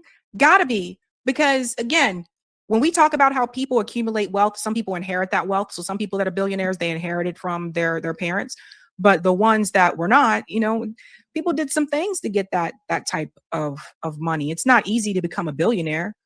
It's not easy to become a millionaire either, but it's definitely not easy to become a billionaire. A lot of that is done by exportation and people taking bribes. And as Whitney said, some organized crime as well. So, and by the way, there are other Epsteins. Again, if you picture that pyramid and you look at who is ever at the top, who you envision, whether it's a CIA or Mossad or some other billionaire entity, maybe all of it, and then you see Epstein in the middle as a middleman, usually people have more than one middleman.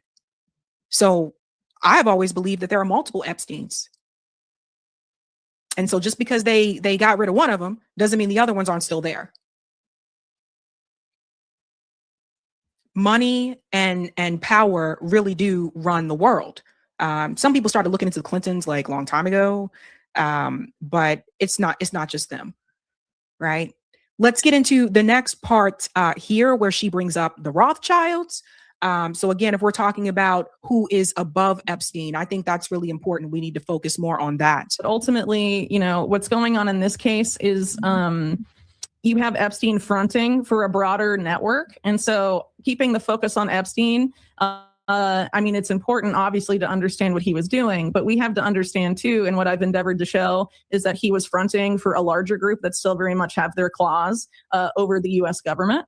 And obviously the future of the U.S. and much more. And so we should pay attention to that and also not become so distracted by searching for things in the files that we, ignore the fact that, for example, Israel, who is very involved with Epstein and allegedly used contraband and blackmail to manipulate U.S. policy, has been trying for decades to get the U.S. to go to war and be, fall into get distracted at a time when, the people that Epstein helped serve, among other groups, might be finally getting what they want at a major cost for American lives and money and obviously other civilian lives.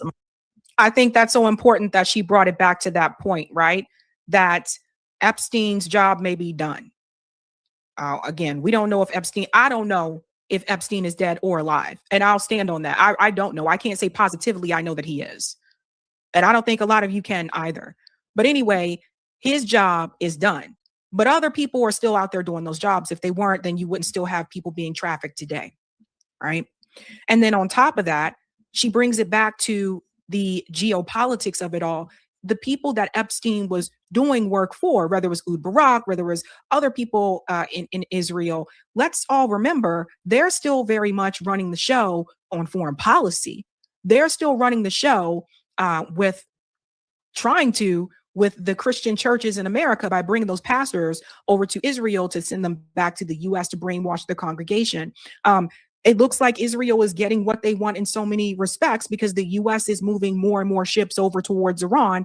And it has now been declared that they may strike on Monday or Tuesday, per John Kiriakou, who said this recently on someone else's podcast from an insider. So the reality is, we can't get to the point where we're looking at what's in the files, but when we're not looking at what's not in the files, which is the people who are over. So we have to keep our eyes still open a little bit more on here. Among other things. I guess there's a lot more I could say too, but ultimately, I think there's a lot more needs to be done in investigating Epstein's activities as it relates to finances. There's a lot of ties to things, various financial crises, efforts to short currencies around the world. He was a known Forex trader. He worked with a lot of currency traders. And had connections to them. People like Jimmy Goldsmith, for example, and others that were referred to by the New York Times in the 90s as a cabal of, currency traders that were basically destroying whole economies. And pretty much everyone in that cabal has ties to the Rothschild banking dynasty, which I've seen in these recent files acknowledge he represents. But that's quite clear that was the case. If you read my book, Robert Maxwell openly fronted for them, among other interests. Everyone keeps asking, where did Jeffrey Epstein get his money from? Right? People keep saying, how did he get this money? How did he get wealthy? Don't forget, Les Wexner gave him money early on. Again, Lex Wexner says in the deposition, he said he was working for the Rothschilds. So when people ask, where did that money come from? Always follow the money trail, goes back to the banks. Because I don't know about you guys. I don't know anybody that is just given $100,000 or here's $1 million. Go have at it and have fun. I don't know anybody that's going to do that. I've never heard of that. And again, what good can come from that, right? So there you go. Look what she connected it back to. The Rothschilds, who also are pro-Israel. They're Zionists. You know the whole history there that we talked about before, right?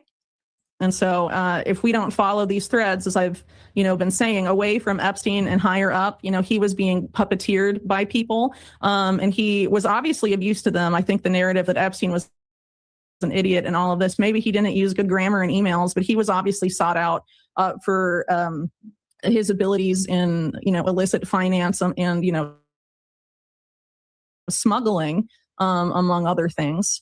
So in here and have any meaningful pursuit of justice.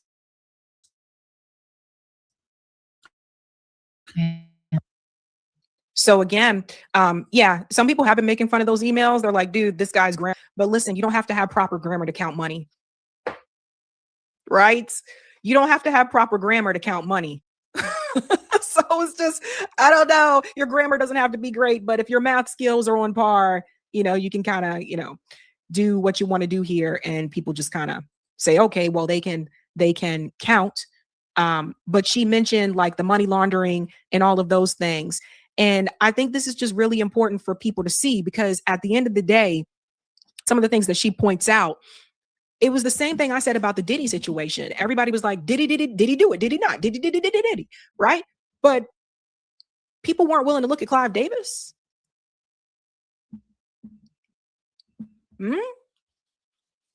Diddy's boss was Clive Davis. It was just like the buck stopped right at Diddy. Right? So the head of the snake usually does not fall. They're usually protected. And you talk about the Rothschilds. I mean, don't forget, one of the things we brought up with Venezuela is that they were one of those countries that didn't have one of those Rothschilds banks. That's important for people to know. A lot of times when corporate media tells you about conflict, especially if it's war conflict, they don't really get into the money part. They don't get into the banks, or they don't get into the things that, like this person is doing this for the working class. They don't want to tell you, oh yeah, everyone in that country may have healthcare. Same thing we said with Cuba, right? Like everyone may have healthcare, et cetera. They don't want to mention those things. So they just say there's dictatorship there, or they say they don't have democracy. And if you don't look further than that, you'll believe it too. But the point of all this is, and I was telling a friend of mine about this the other day, because she has not seen the files. And I was telling her that the common misconception that people have is that the Epstein files mainly contain information that is about just trafficking.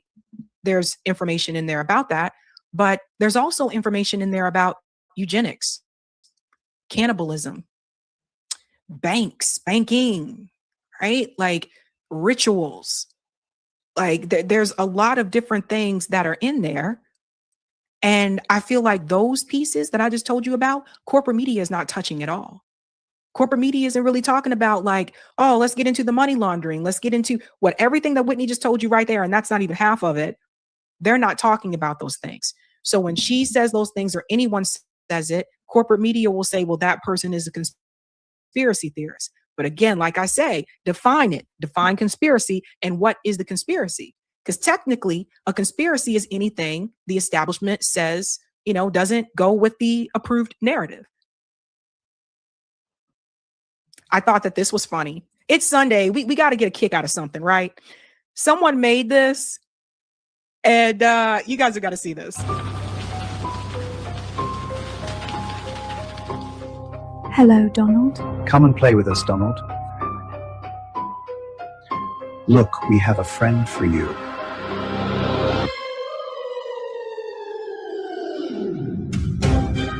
Round and round we go, round and round we go.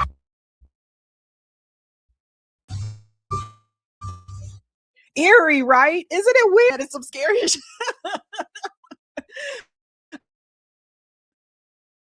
I know. Oh, if they're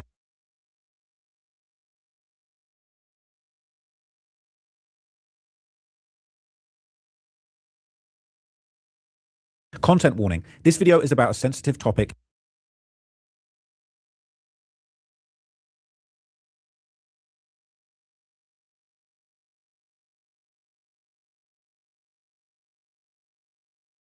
What does a Dow have to do with anything? Dow.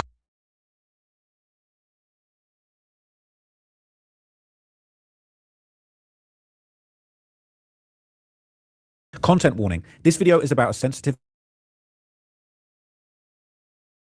topic involving violence, assault,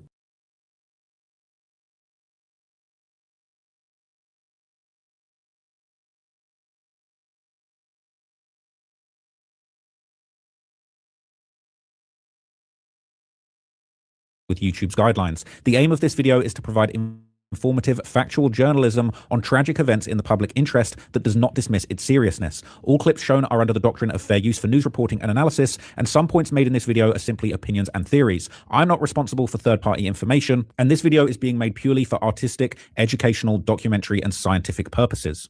Trapmore gang, in a previous video, I told you guys about the Canadian Jeffrey Epstein that in some ways was just as bad, if not worse than Epstein. Now, I covered it in this video here. Epstein's secret farm wasn't the only one, where I talked about this secret second island, and basically this Canadian billionaire called Peter Nygaard, he basically had his own island, he had his own Epstein operation, and arguably in some ways he was actually more successful. I don't mean that in a positive kind of way, but in some ways he was actually more successful than Jeffrey Epstein as far as setting up an actual functioning farm. But in addition to that, he was apparently sending hits on people that were trying to expose him. And furthermore, unlike Jeffrey Epstein, who, like many of the people involved in his case, mysteriously checked himself out whilst in prison, the Canadian Jeffrey Epstein actually did end up getting convicted, put to justice, and he is apparently still in prison to this day. Now, I'm going to tell you all about him in this video because I think it's interesting. I want everybody to know and be aware that Epstein wasn't the only one operating these kind of creepy operations. And two, there's probably still people out here that are doing this, and there's probably people that did this even worse than Jeffrey Epstein. So in this video, we're going to dig deeper into the Canadian Epstein who basically ran this operation that actually did rival Jeffrey Epstein. So I'm talking about Peter Nygaard, and shout out to DJ Vlad TV. Okay, this is a 4-year-old interview with Chris Hansen where he's actually talking about Peter Nygaard's operation and how he basically was hosting women for their stem cells. This isn't a joke. This isn't a lie. This isn't sensationalism. This is actually going on. And arguably, Peter Nygaard was actually doing something that Epstein couldn't even pull off. So listen to this clip. So when I heard about all the stuff, it was like, oh, okay, like this is way more serious. I just thought it was some old guy who just liked a lot of girls around. But ultimately, there were some really interesting stories about. Can you explain that? He was obsessed. Peter Nygaard was with stem cell research and anything that he could get his hands on to preserve his health and youth and to create longevity. And according to many people involved in the investigation, he actually would girls have them get and then harvest the stem cells to inject in himself under the belief that it would be more beneficial than random stem cells from another source. Are you hearing this? Are you actually hearing this? This is the type of thing that Epstein wishes that he could do. He was actually allegedly he was actually doing this. Is insane. And that he would go to China and other countries to learn how to do this and have it done. But that's part of it. That's how far he would allegedly go to extend his life and his lifestyle. Well, he's 79 years old right now. So he felt that injecting stem cells from women he himself would somehow keep him alive longer. Correct. I mean, this is a guy, Vlad, who is being investigated for going back 5 decades, involving potentially thousands of women in Canada, in California, in the Bahamas, where he had a compound, where he would routinely, according to witnesses, take girls, get them drunk, and in a most vicious fashion. And we went down to the Bahamas, it's been a year now, and interviewed a lot of the victims, the survivors, and some of the people who were witnesses. And he was able to get away with this for so long because of wealth and corruption and a sense of impunity like I've never seen. And I've covered a lot of criminal cases in 4 years. So this is crazy and it's disturbing, okay? Now, this is a video that was going around that I showed you in my previous video where Peter Nygard would actually openly discuss his stem cell operation. This wasn't a secret, right? He was basically horrifically fixated on harvesting and stealing the eggs of girls. And this was no secret. He would boast about this at dinners. Now, this video is one of the most disturbing things I've ever seen. And it's really chilling, but this is how he was treating people completely openly. And he thought this was cool. He thought this was completely acceptable. Listen to this. Stem cell technology that Peter and I are investing in is called SCNT, which takes the egg of a young, perfect woman specimen, takes the egg and takes out the nucleus and puts our DNA in the nucleus. They just go ahead and take it out. It's painful, right? Huh? Is it painful? Yeah, and this is part of this genetic greatness that we don't see in any other race on the planet. I don't eat some of that. So, girls, for $100, we will pay you for your egg. And a logo of So, how much do you want for it? Let's bid. I bid $500 for you. How disturbed this one? Whoever I bid, he's going to outbid me. $60,000 with eggs. Yeah. That's very valuable. It's so rich with stem cells. We regard it as waste, and it actually should be. It should be captured. It's recycled. It's fine. I don't want to be part of this weird stuff. Bro, just gracefully, let's live forever. How you living forever in a prison cell because you've been a creep? Just look after yourself. Hit the gym, work out. There'll be dudes out here on testosterone. I don't even know. I'm not trying to do all that, bro. I'm just trying to eat good, live good, get some workouts in, and just die when it's your time, bro. There's really no need for this. But these guys are twisted. They're absolutely twisted. So further investigations would reveal that Peter Nygard's ultimate goal was to either live forever or actually clone himself. Like, we need more of these creeps roaming around the world. We have heard from several witnesses a few things. One is that he was going to bequeath all of his money to himself on the premise that he would either clone himself or live forever. And we also have multiple witnesses that have confirmed exactly what you said, where they were asked to get pregnant by him, having a so he could harvest the stem cells and inject them. In fact, it's in a memoir written by one of his chief co-conspirators where she says that's exactly what happened. And she is one of his most loyal accomplices. So there's a degree of credibility there that she says something like that about her co-conspirator, Peter Nygard. Just have a kid. Talking about he was leaving his money to himself and he wanted to clone himself. Bro, just have a kid. Just have a child and leave. Bro, what are we talking about here?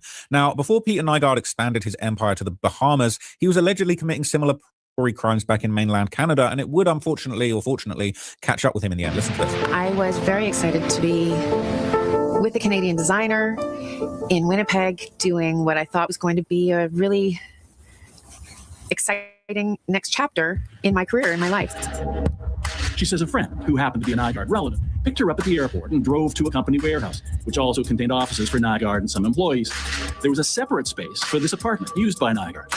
April Tellick had no way of knowing how similar what was about to happen would be to the experience Casey Allen says she had. And he showed me around and I said, "Where am I staying?" And he said, "Here."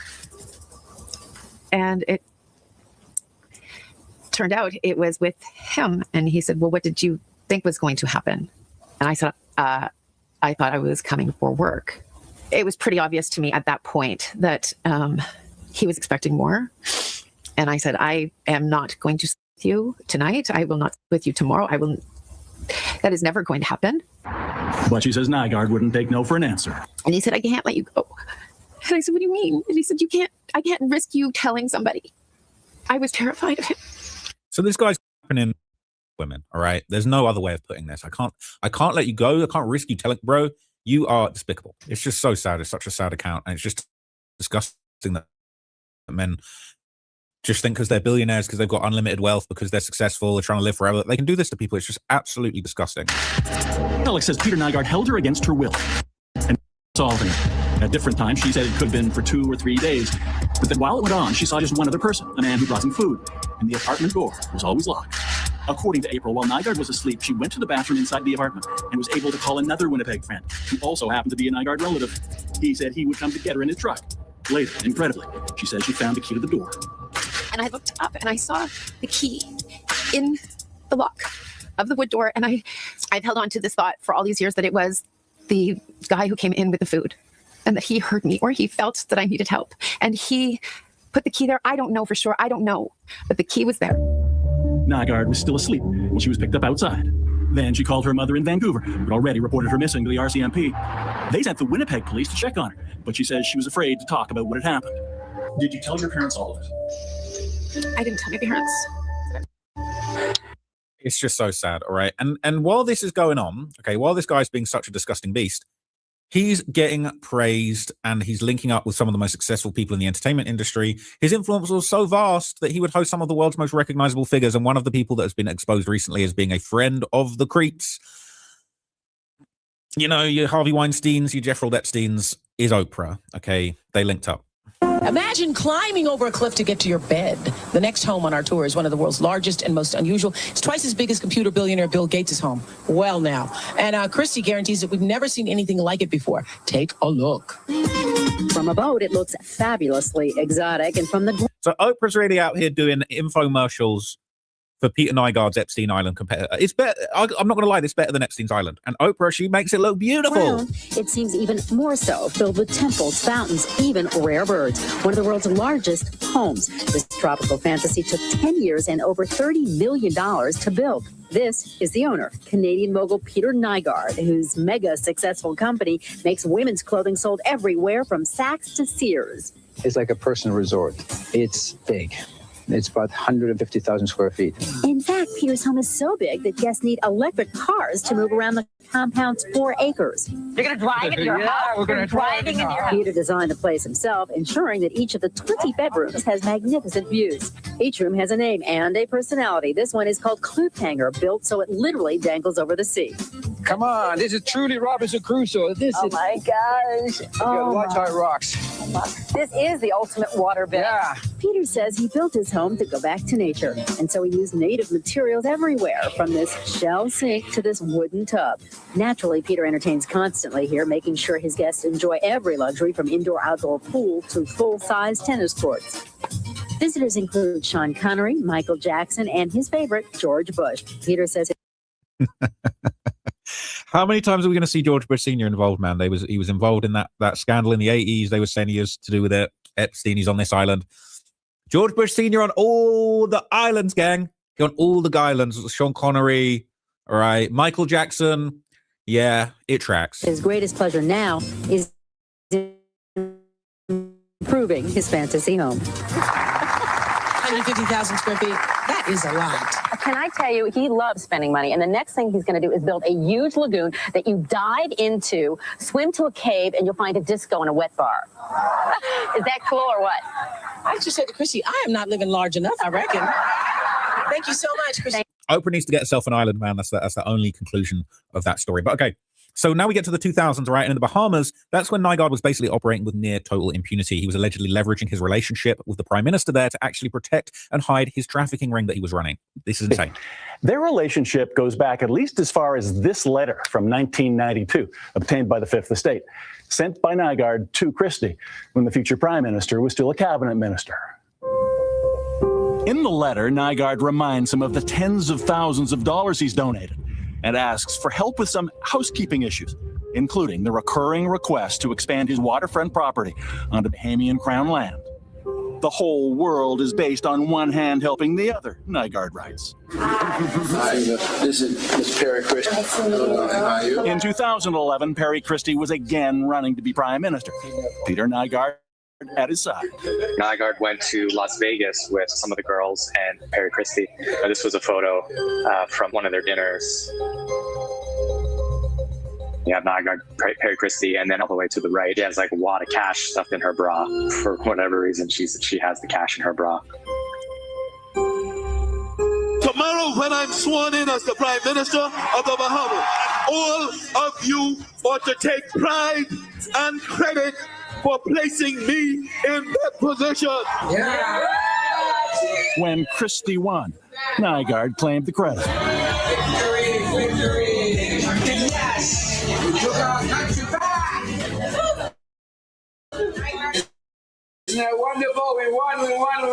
They were the best nights of my life. I never thought I'd get so, let alone be the key instrument in making it happen, for Christ's sake. Wow. But you know, I got millions in it.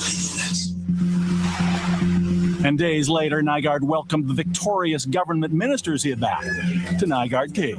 Greatest victory ever. I was really supporting this guy. So he bought the politicians there, right? He's acting like he's the prime minister, like he won. Okay, it's crazy. Now, all of these political connections would pay off. Okay, and by 2014, the government would actually pass specific stem cell legislations that Nygaard had lobbied for so he could keep doing his freaky stem cell just experiments on his island, all right? This is in the International Business Times. Stem cell therapy reverses aging process in millionaire Peter Nygaard. So this millionaire fashion designer living in the Bahamas has claimed he's getting younger because of stem cell treatment. Peter Nygaard, a Canadian citizen born in Finland, claimed scientists were hoping to use him as an example of how stem cells could reverse the aging process. Nygaard was said to be hoping to open a stem cell clinic in the Bahamas after the Prime Minister Perry Christie passed legislation allowing stem cell research and therapy to take place. Nygaard told the Bahamas Tribune stem cells are being used for anti-aging, and the University of Miami is doing a study about that to prove it's true. They're looking at me, and my markers have shown exactly that I have been actually reversing my aging and getting younger. I'm taking perhaps more stem cell treatment than anybody else in the world. I've been doing it for 4 years now. I'm sort of a testimonial that this stem cell really works.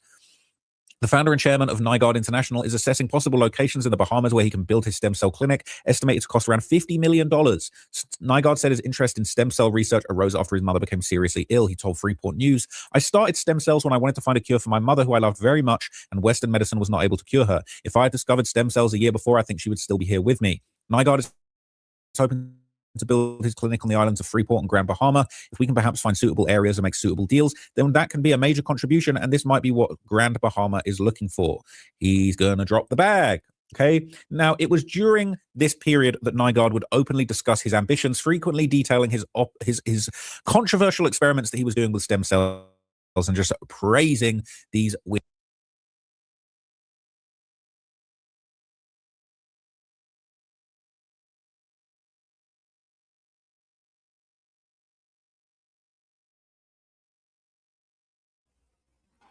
Mr. Nygaard, bring your ass to the goddamn front table.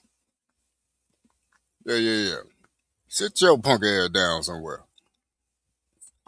You talking about stem cells you injecting into your motherfucking self, straight to your bloodstream. Oh, you need to die some colored people stem cells. Or you gonna pay for them to go through that process to get that stem cell. You ignorant motherfucker. They're your last name, Nygaard. You probably changed that to that because that sound like nigga or nigga. You fucking idiot. You fucking idiot. And what is it? What is up with these? How are these fashion designers like Gucci, Balenciaga, or the Victoria's Secret, Lex Wexner? This weird motherfucking ain't a Canadian because you know they were all immigrants sent to Canada. So I don't know what his background really is because they can just say I'm Canadian. Bitch, what the fuck are you? You're not Canadian. All right. So you're in your 70s, but you look like you're in your 90s. even though you're taking the stem cell. You ignorant motherfucker. You still look old, nigga. You ain't. Wait a minute. Stop. Stop. Wait. I'm gonna tell you right now. I see why you needed them color people stem cells. You ignorant motherfucker. You. Yeah. And I see who you had hanging around you. I see who you had hanging around you. So you wouldn't with the eugenics plan. I see Oprah out there, broadcasting for you and shit. Yeah. So I see who you was around trying to get stem cells. That's why the eugenics movement, you were outside that umbrella. Yeah. They probably kicked your silly ass out.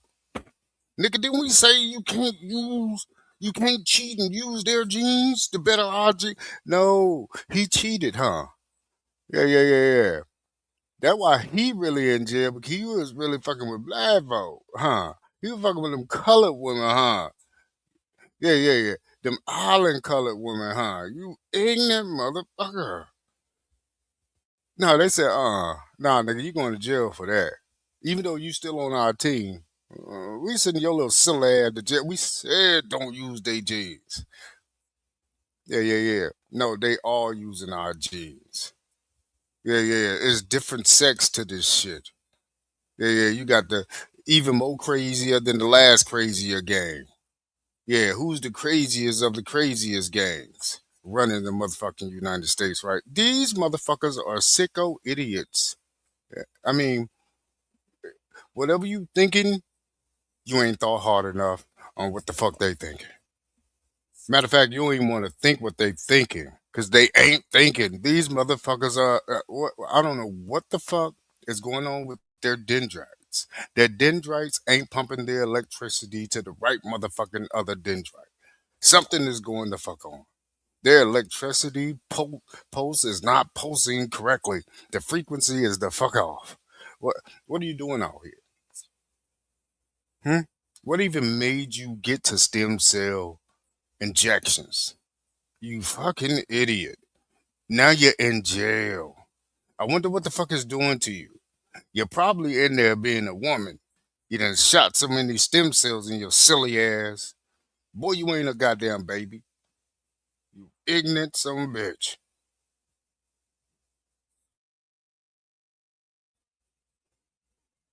Bang, bang.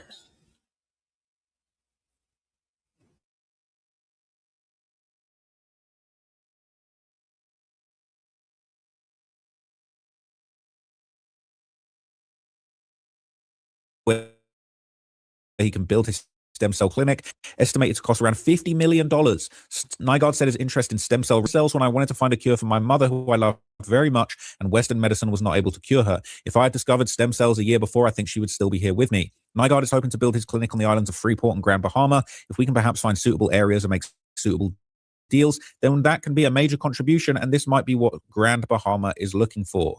He's gonna drop the bag.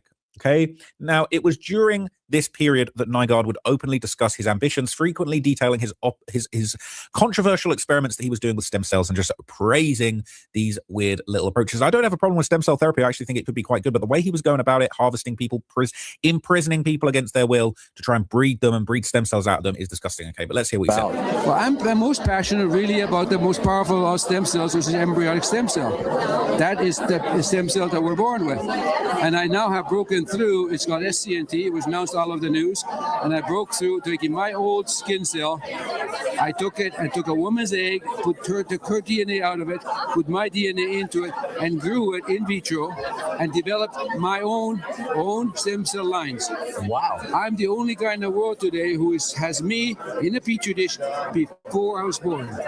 That's amazing. That is amazing. Science fiction is scientific fact. Now, that's huge, because now you can take those immortal stem cells, plant them back in your body, and renew your body parts. Well, you're living proof.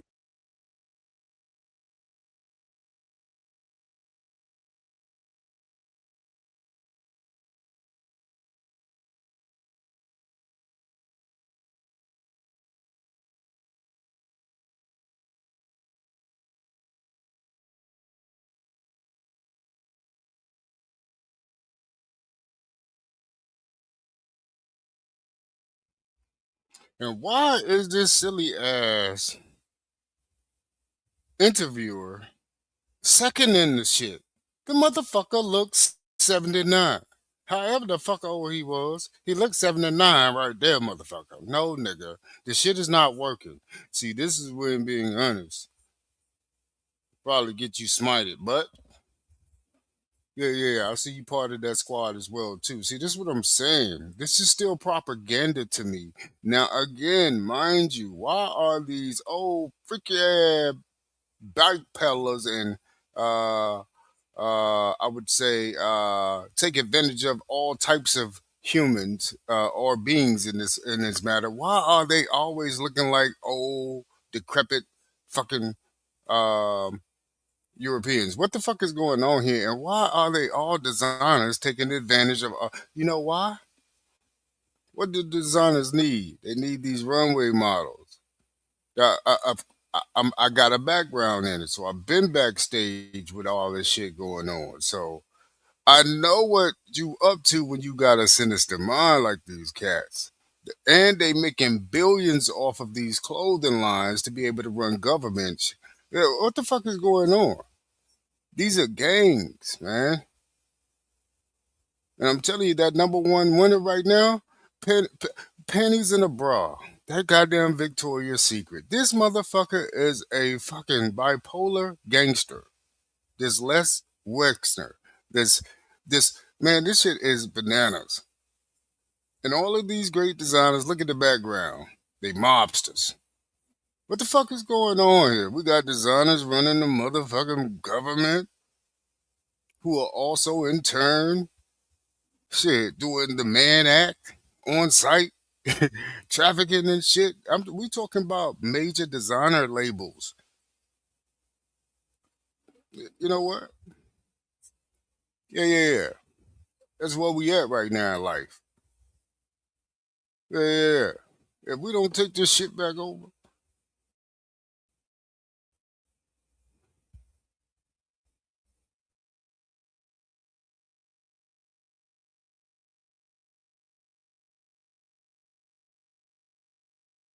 going about it, harvesting people, imprisoning people against their will to try and breed them and breed stem cells out of them is disgusting. Okay, but let's hear what you say. Well, I'm most passionate really about the most powerful of our stem cells, which is embryonic stem cell.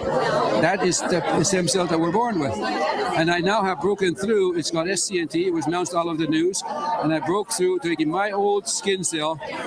I took a woman's egg, took her DNA out of it, put my DNA into it, and grew it in vitro, and developed my own stem cell lines. Wow. I'm the only guy in the world today who has me in a petri dish before I was born. That's amazing. That is amazing. Science fiction is scientific fact. Now, that's huge because now you can take those immortal stem cells, plant it back in your body, and renew your body parts. Well, you're living proof of everything you say. Look at you. Yeah. No, I have actually reversed my aging in the last 4 years. You know, so that's this medical science behind it as well. They use my numbers in medical conventions, you know, before and after. You and your children are changing the whole world. My children, yeah. No, it could be a little contribution to changing, but you know, it's personal quest. I just want to personally make sure that I do everything possible to keep myself alive. I have everything possible to keep myself healthy. I want to do preventive medicine. And then I start discovering more and more about it, and I start being the leading edge on this stuff. I have taken more stem cells today than anybody else in the world. Mesenchymal stem cells, you know. Wow. And it works. Yeah. But he said he's taken more stem cells than anybody else in the world. But he would continue trying to expand his operation. So to expand his massive Nygaard K island, he would illegally dredge sand from the ocean floor and allegedly even ordered assaults and hits on people who were exposing his who were opposing his plans. This individual liked to project himself as larger than life. He just wanted to be known as a generous benefactor to the Bahamas because he loves the Bahamas. This benevolence was really toward a purpose, a selfish purpose. Pastor Moss teamed up with environmentalist Darvel and Nygaard's neighbor, American billionaire Louis Bacon, to stop Peter Nygaard from stealing all that sand from the Bahamian public. He was not willing to discuss it. He just wanted to have his way. And how nasty did that get? Oh, very nasty. my vehicle was parked at the front of my home. It was about 2 o'clock in the morning, and my daughter saw a vehicle slowly driving by. 2 individuals got out and threw an incendiary device on the car, and the car went up in flames, and they drove off. It was frightening, but it didn't deter us. And in addition to that, we were not going to be intimidated.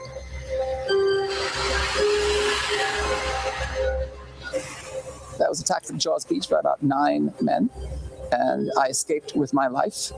When human rights lawyer Fred Smith joined the group, he became a target too. In a lawsuit filed in the Bahamas, 2 men swore that Nygaard had hired them as hitmen.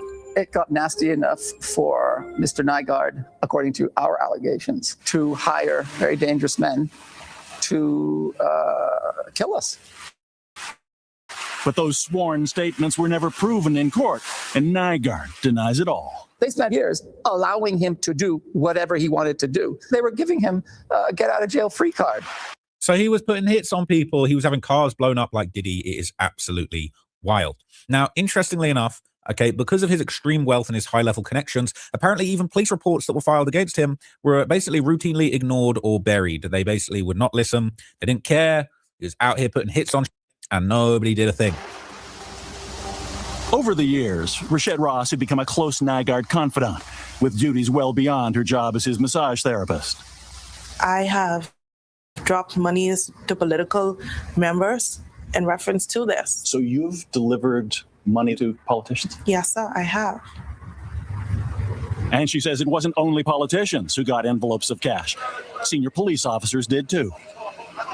Any female coming in claiming that they were raped or human or there would never be an official police report. It would all be where Mr. Nygaard know where the female lived, where she was either intimidated or paid off to disappear. To back up her allegations, Rashette Ross provided us with 3 months of her own bank records from 2016, showing almost $60,000 deposited from the parent company Nygaard International and large cash withdrawals made afterwards.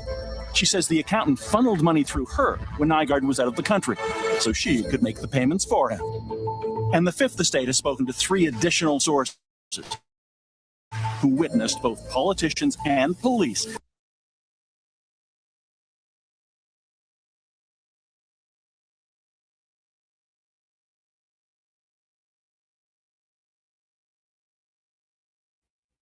This is the main problem right here that I got right here. The main problem, you got one guy with a lot of money. One guy with a lot of money. Got a lot of people down there that don't look like him. None of them look like him.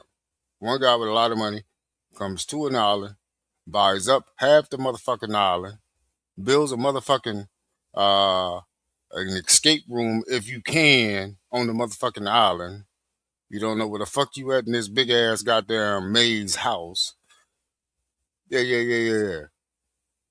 Where those dark-skinned girls at? Where those beautiful dark-skinned women at?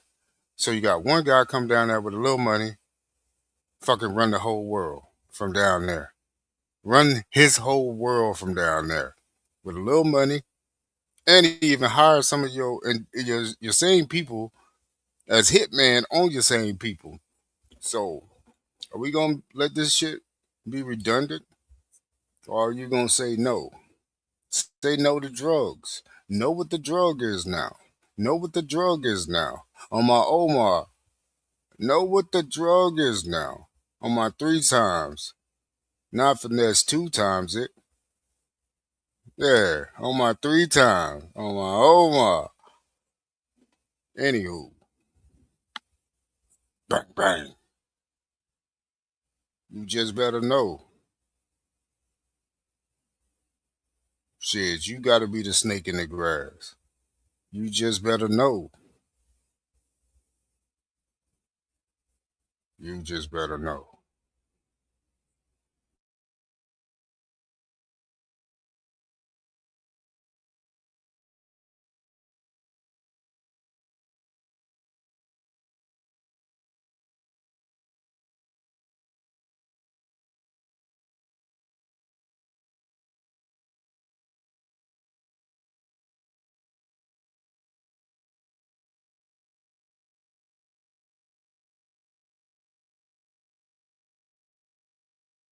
it would always be something where Mr. Nygaard know where the female lived, where she was either intimidated or paid off to disappear.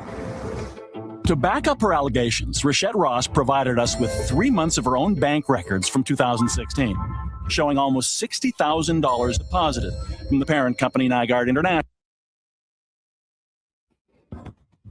One main liaison. Take over the whole fucking island. One liaison, lots of money. Fucking creeper. Take over a whole fucking island. Is that what the Federal Reserve note does to us? That's the power. That's some power. That's some power. One guy, one island, big bank to buy the island.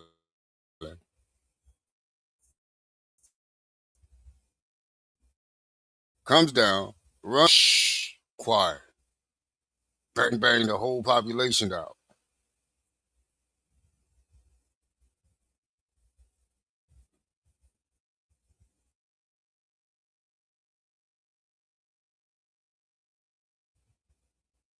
You just better know. You just better know. What's your next move?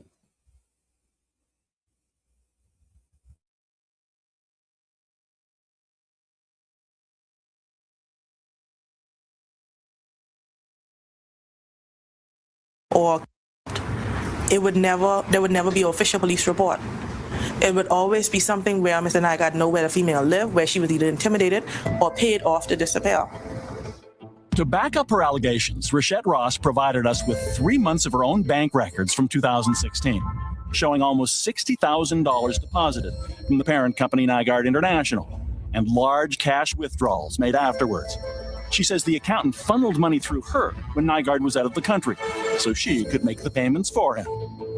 And the Fifth Estate has spoken to 3 additional sources who witnessed both politicians and police being paid by Nygaard employees, and in one case, by Nygaard himself. So bribing politicians, police, just getting away with absolutely everything. Now, eventually, what would be really interesting is actually Nygaard's own videographer would actually break his silence, and he would basically share behind-the-scenes footage of Nygaard's bizarre lifestyle, and he would basically expose the sordid methods that he was using to recruit victims. Nygaard had a bed on the plane, and he would have... He had the Epstein starter pack. The girls up in the front of the plane.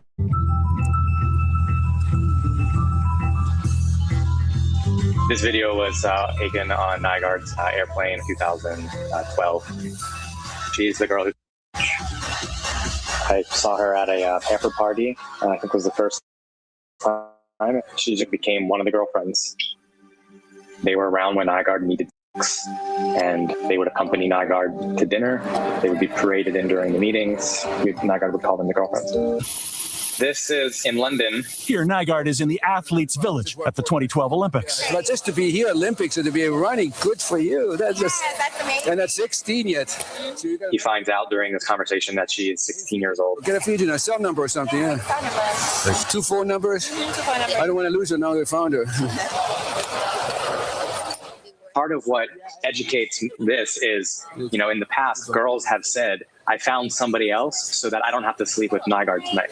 Well, this is very stereotypical of what a recruiting session would be. Very, very dark, all right? And you can see how he operates. You can see how he treats these women. The fact that he was so delighted to find out that girl, her age, just goes to show you how he was operating. Now, interestingly enough, jump forward to 2020 and he would be arrested, okay? And following his arrest, Nygaard's own sons would actually come forward with allegations that their father had orchestrated their own as part of a twisted rite of passage. So this really got dark within his family. Well, Robin, the allegations continue to mount against Winnipeg fashion mogul Peter Nygaard, who is facing another lawsuit. His latest accusers, 2 of his sons. In the latest lawsuit, the sons allege their father ordered his girlfriend, who the suit claims is a full-time worker, to stay with them 14 years apart when they were... The first complainant alleges Nygaard's son was flown from California to Nygaard's Winnipeg home in 2018 at years old, where Nygaard orchestrated the alleged to, quote, make a man out of him, according to the court documents. But the accusations state this wasn't the first time Nygaard had arranged the alleged of one of his sons. Now, one of Nygaard's lawyers, Jay Prober, says his client denies the allegations. Peter Nygaard believes this is part of the continued conspiracy against him and part of the continued publicity campaign against him. Now, Nygaard has already been accused of by 57 women in a separate class action lawsuit. None of the accusations in either lawsuit have been proven in court, and Nygaard claims it is a conspiracy and publicity campaign against him. Robin? Kevin. So he said it's a conspiracy against him. He basically said it's a Matrix attack, all right? But he was really creeping off with his own family. It's absolutely despicable. It's not cool. You're a bad father. Now, in September the 9th, 2024, that's when Nygaard was sentenced. He got 11 years in prison in 2024. And now at this point, at least 125 women worldwide would accuse him of SA. Hi, Candace. Well, after 10 months since the day that Peter Nygaard was convicted on those 4 counts, today Justice Robert Goldstein sentenced Peter Nygaard to 11 years in prison. After time served, he has 6.7 years left on his sentence, at which point he will be 89 years old. But the judge pointed out that he will be eligible for parole, for day parole after 21 months and for full parole after 27 months. Now, the judge called Peter Nygaard a predator. He said that he is a Canadian success story gone wrong. He called this man someone who used his wealth, power, and profile to prey on his victims. One of the reasons that Goldstein said that Nygaard was able to commit these offenses is because of his high status in the community. It gave him access to young women he was able to prey upon. He used his impressive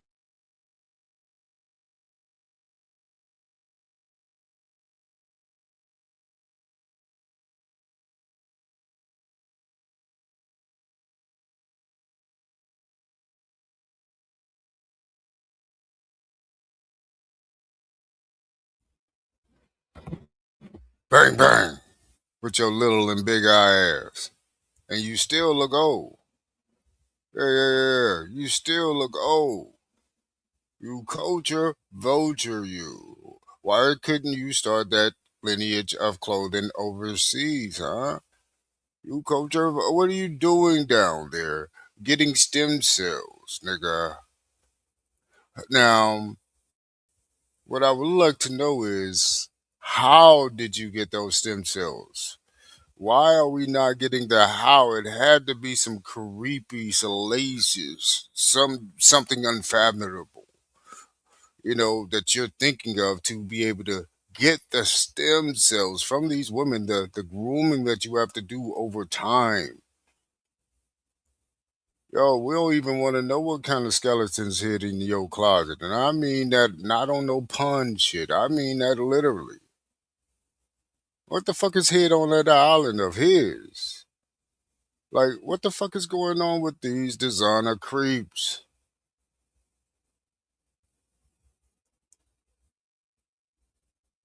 Again, you have a lot of FTM and MTFs in this whole fashion lifestyle, which is nothing wrong with it, but you see who's at the top of these lifestyles that's breeding this conglomerate of people that are almost what I say Gen X with quotation around X persona-ish that they've created with these bike peddlers at the top sitting in traffickers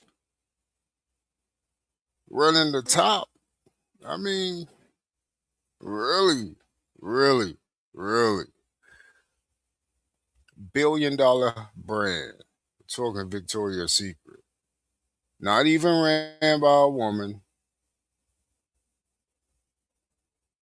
This guy also a designer. Little big eye. That look like a mask anyway. I mean, to have all of that power, to be able to buy the entire government seating by yourself down in the Bahamas. That's a lot of money when I say power in this statement that I'm talking about. Money, power, money. Same. Little big eye. I wonder what you look like right now without those injections of stem cells. You fucking idiot. You the first to have 2 different sides of your face. Cuz You think that yourself is in a petri dish somewhere and you're gonna give yourself the money. Sit your silly ass down somewhere, you fucking idiot. Now that shit probably did work now. But I'm gonna tell you right now, you got two halves of your face. Bitch. That's why your little big eye on that face right there. Because you got two halves of your face. You've been injecting stupid shit in your stupid ass. Well, I'm glad you were your own guinea pig. But we don't be knowing what y'all be doing. You could have been testing that shit on. You ain't the only. Who did you test that shit on before you injected yourself, nigga? Because I knew you was out there doing some old wicked shit on that motherfucking island of yours. You motherfucking weirdo. Yeah, stand in the weirdo line, bitch. You cats are weird, bro. This some weird sick shit, bro. Bang bang. Yeah. Little big ass face eye boy. What is wrong with you people, bro? I'm telling you right now, we cannot continue to let these type of people be at the top running nothing. Man, what is these incubator babies? I'm just saying, who is these insane motherfuckers? What were they injecting into those incubator babies? And what were they getting these boxcar? Is this nigga one of them boxcar kids where they just don't got no feelings? It's like it's embedded in their genes. They just don't got no feelings. What the fuck is wrong with these people, bro?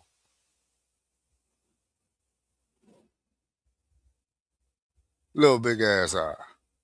Two different halves of your face, boy. You got two different faces. You look ignorant. Shooting yourself with some shit you didn't experimented on somebody else first with. You're not the beta motherfucker. Who was your beta, nigga? Who was the beta site, nigga? You stuck that shit in somebody else first. You ignorant motherfucker.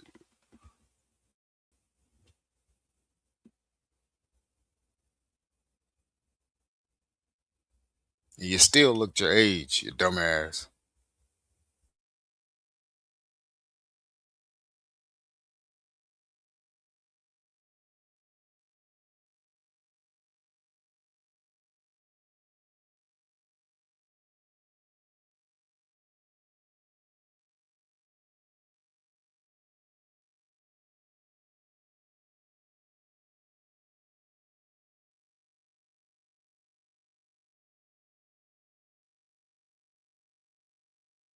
What is it?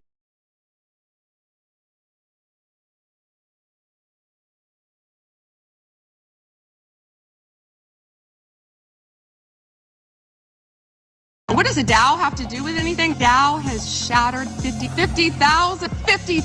I don't know why you're laughing. I'd like to thank Pam Bondi for teaching a lot of Americans what the Dow Jones is. Yeah. That is the one good thing about this administration. It makes a lot of people be like, I should probably look that up. I swear to God, like if it wasn't for them, I wouldn't know that Venezuela has 300 billion barrels of oil. I learned where Greenland is. And I learned that you can, in fact, bring a gun to a protest as an American citizen. Yes.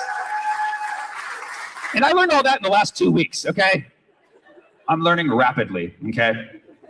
Or mass rapido, as Bad Bunny would say, okay? Because I remember, like, you know, when Biden was, you know, dead as a president, I remember my friends were different. They'd be like, let's go to brunch, yeah. Now, my friends are like, there's 3 branches of government: executive, judicial, legislative.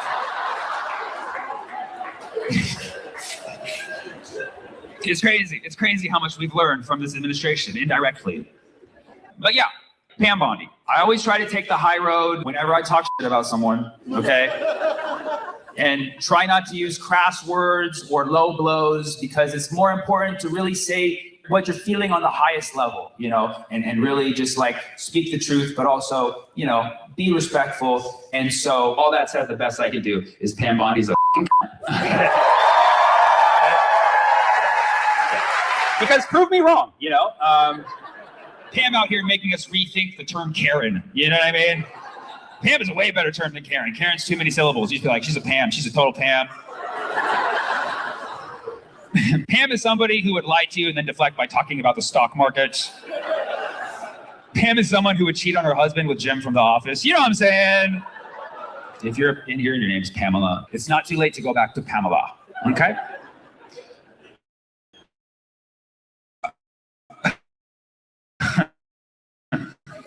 So you probably saw Pam Bondi had a testimony last week. It's basically, she bombed harder than Kid Rock. It was bad. It was like her own halftime show, Bad Bondi. Except I could understand every word of it, and I hated it. Pam Bondi's performance makes it even worse. But then you realize she's from Tampa, and you're like, okay, it's not that bad. Of course she's from Tampa. She tampered with the evidence, okay? So if you don't like that joke, let me give you your tampon, okay? And if you don't like that part, watch your tamper, okay? So relax, this bit is only temporary. So then they asked her the big question. They're like, Pam, why are you protecting our pedophile president? And she's like, the Dow Jones just hit 50,000. We're like, what? She's like, the Dow Jones hit 50,000. 50,000. The same number of times Trump appears in the Epstein files. 50,000. She just kept saying it over and over. She's like, the Dow hit 50,000. The Dow hit 50,000. And the NASDAQ is also really good. I don't have the number for it. It was like, you're not going to give us a number for that? For those of you who don't know, the Dow Jones is an average of which you have to be above to understand this. And sorry. It's an index comprised of 30 big companies such as Microsoft, Amazon, Disney, mostly companies found in the Epstein files. The companies are called blue chip, which is the color of the pill you have to swallow to believe that. The Dow Jones is measured in points. What is this, a video game? The Dow hit 50,000 points. Don't you like points? Like, is this reality or Fortnite? Either way, it's getting played by Jeffrey Epstein. All right. If you know, you know. The Dow Jones is a price index, and prices are high. That's not a good thing. She's like, but did you know the Dow Jones just hit 50,000? You didn't account for inflation, you dumb. Okay, I'll stop. This is like the shittiest investment course, stocks and bondies. She better start investing because she won't have a job soon, I'll tell you that much. Yeah. I don't see much wealth in her futures, if you know what I mean. She better start talking to Nancy Pelosi and get some ideas. Yeah. But if she does invest in bonds, hopefully, unlike Trump, she waits till they mature. You guys need to brush up on your stock terms. Okay? Because we deserve justice, all we're getting is equity.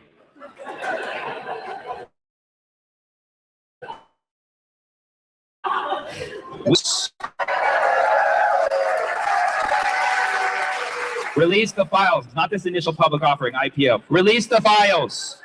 Okay, you're losing our trustee, okay? Our interest is high. There's too much volatility. I'm not lying, no market cap.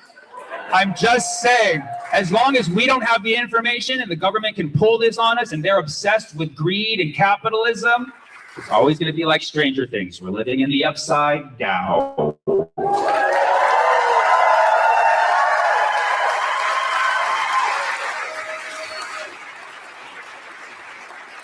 Thank you. I yield my time. But yeah, so fuck Pam Bondi, okay? And fuck Kash Patel, okay? Fuck Kash Patel and his big ass eyes.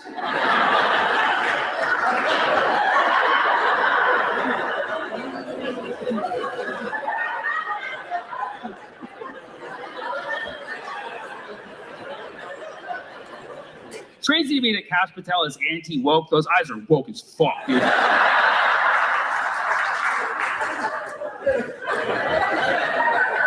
3,000% dilation.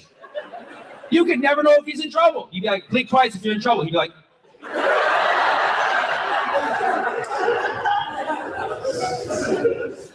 So Kash Patel, who looks like Aziz Ansari's tweaked out cousin, is still head of FBI. His approval rating is 0%. I'm pretty sure he's not even down with it. And he lied to our faces. He was one of those people who was like, I'm going to get the Epstein files, I'm going to release it to the public. And then a few months into his job, he's like, nah, nothing to see here. I didn't see any evidence of trafficking. Yeah, with those big ass eyes, you didn't see anything. I'm on page 2 and I saw that shit. How do you miss all that information with those big ass eyes? You know what's crazy is I looked up an old picture of Kash Patel. His eyes weren't always that big. Yeah, Kash used to have normal size eyes. I think I know what happened. He had regular eyes, and then they showed him the Epstein files. He was like,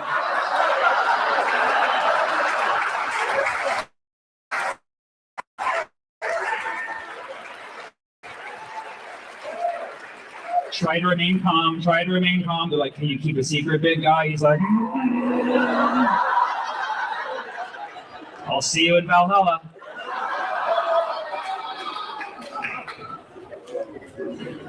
Unfortunately, I wasn't really fans of most people who are coming out, but there are a few disappointments. Noam Chomsky's in the Epstein files, okay? That is a big disappointment for people of academia, okay? Like myself. Noam Chomsky is a famous scholar who's been very outspoken about American imperialism. He's been very pro-Palestine. He's so many times been on the right side of history, but on the wrong side of the island. So it's quite a disappointment.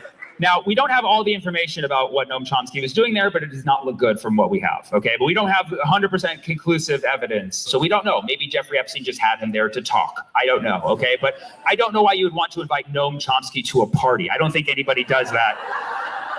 But it is telling that Noam Chomsky was invited to the party, but Elon wasn't. Like, that is hilarious. That there are literal levels to nerddom, you know what I mean? It's like, yeah, he's kind of boring, but at least he can hang. He's not super awkward like Elon. Noam Chomsky, he's a bit dry. Like, that shit puts you to sleep. You know what I mean? So maybe that's why they had him there. I don't know. I don't know. Okay? We'll probably get more information later. Like, maybe a photo will come out and be like, oh, he was just there giving Stephen Hawking a lap dance or something like that. We don't know. But until then, I'm done with Noam Chomsky, okay? Deepak Chopra also had a lot of correspondence with Jeffrey Epstein. And I never, I had a few of Deepak's books growing up, but I was, able to recognize that he's a commercial guru. You know what I mean? Like, Deepak Chopra is like the chicken tikka masala of spirituality. You know what I mean? I love that joke because Indian people laugh at it and the white people are like, I like chicken tikka masala.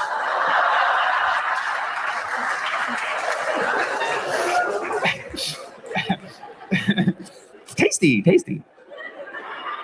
Jeffrey Epstein talked to Peter Thiel, which is shocking that Satan talked to the Antichrist. If you're familiar with Palantir, it is like part of the biggest evil in the world. And Jeffrey Epstein not only discovered it early, but he endorsed it, he helped feed it, and he even introduced it to Israel, who's its biggest proprietor at this point. And this is not a conspiracy theory, it's in the files on page 1,000,000.7. But there is a audio transcript of Jeffrey Epstein talking to former Israeli Prime Minister Ehud Barak. But the thing about Jeffrey Epstein is they said he was smart, but you listen to his voice, he sounds like a idiot. He's like, the stock market,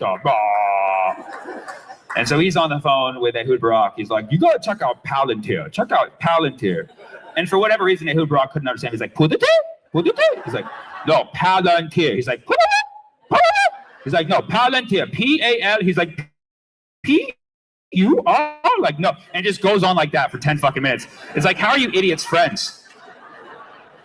And finally, he gets Ehud to write it down. He's like, Palantir. And then the next thing you know, Israel becomes the world surveillance state who also trains ICE to do it to us. So you later find out, when you look through these documents, that nearly everything evil that's happened in the last 10, 20 years, Jeffrey Epstein had something to fucking do with it.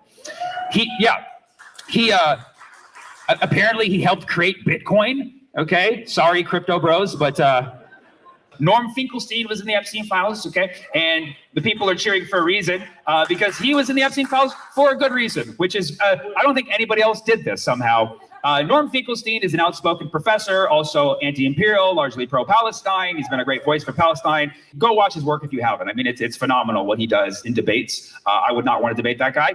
He's in the Epstein files, but for the only possible good reason you'd want to be found in the Epstein files. Norm Finkelstein's in the Epstein files because Jeffrey Epstein at one point invited Norm to come to the island, and Norm said, if you invite me again, I will fucking strangle you. That is the only way you want to be found in the Epstein files. Yeah. So, much respect to Norm Finkelstein because, yeah, you know, everything you need to know about Epstein's personality can be summed up in one sentence. He was kicked out of Xbox Live. Okay? If you know, you know. If you know people who've played Xbox Live, you know that community has zero standards, okay? And the fact that Epstein got formally kicked off of Xbox Live tells you everything about his personality. I never played Xbox Live, but I have friends who do it, and I've heard the worst shit coming out of their mouths as they jovially talk to each other while they play, casually threatening each other's families. And yet Epstein was kicked off of Xbox Live. Apparently, Epstein loved playing Fortnite, okay? No offense to Fortnite players here, but you're creepy. Epstein loved playing Fortnite. So much so that in his emails, you can see his Fortnite login. His email and his screen name. And so gone and hope, which you're in luck because Jeffrey Epstein, of course, he died.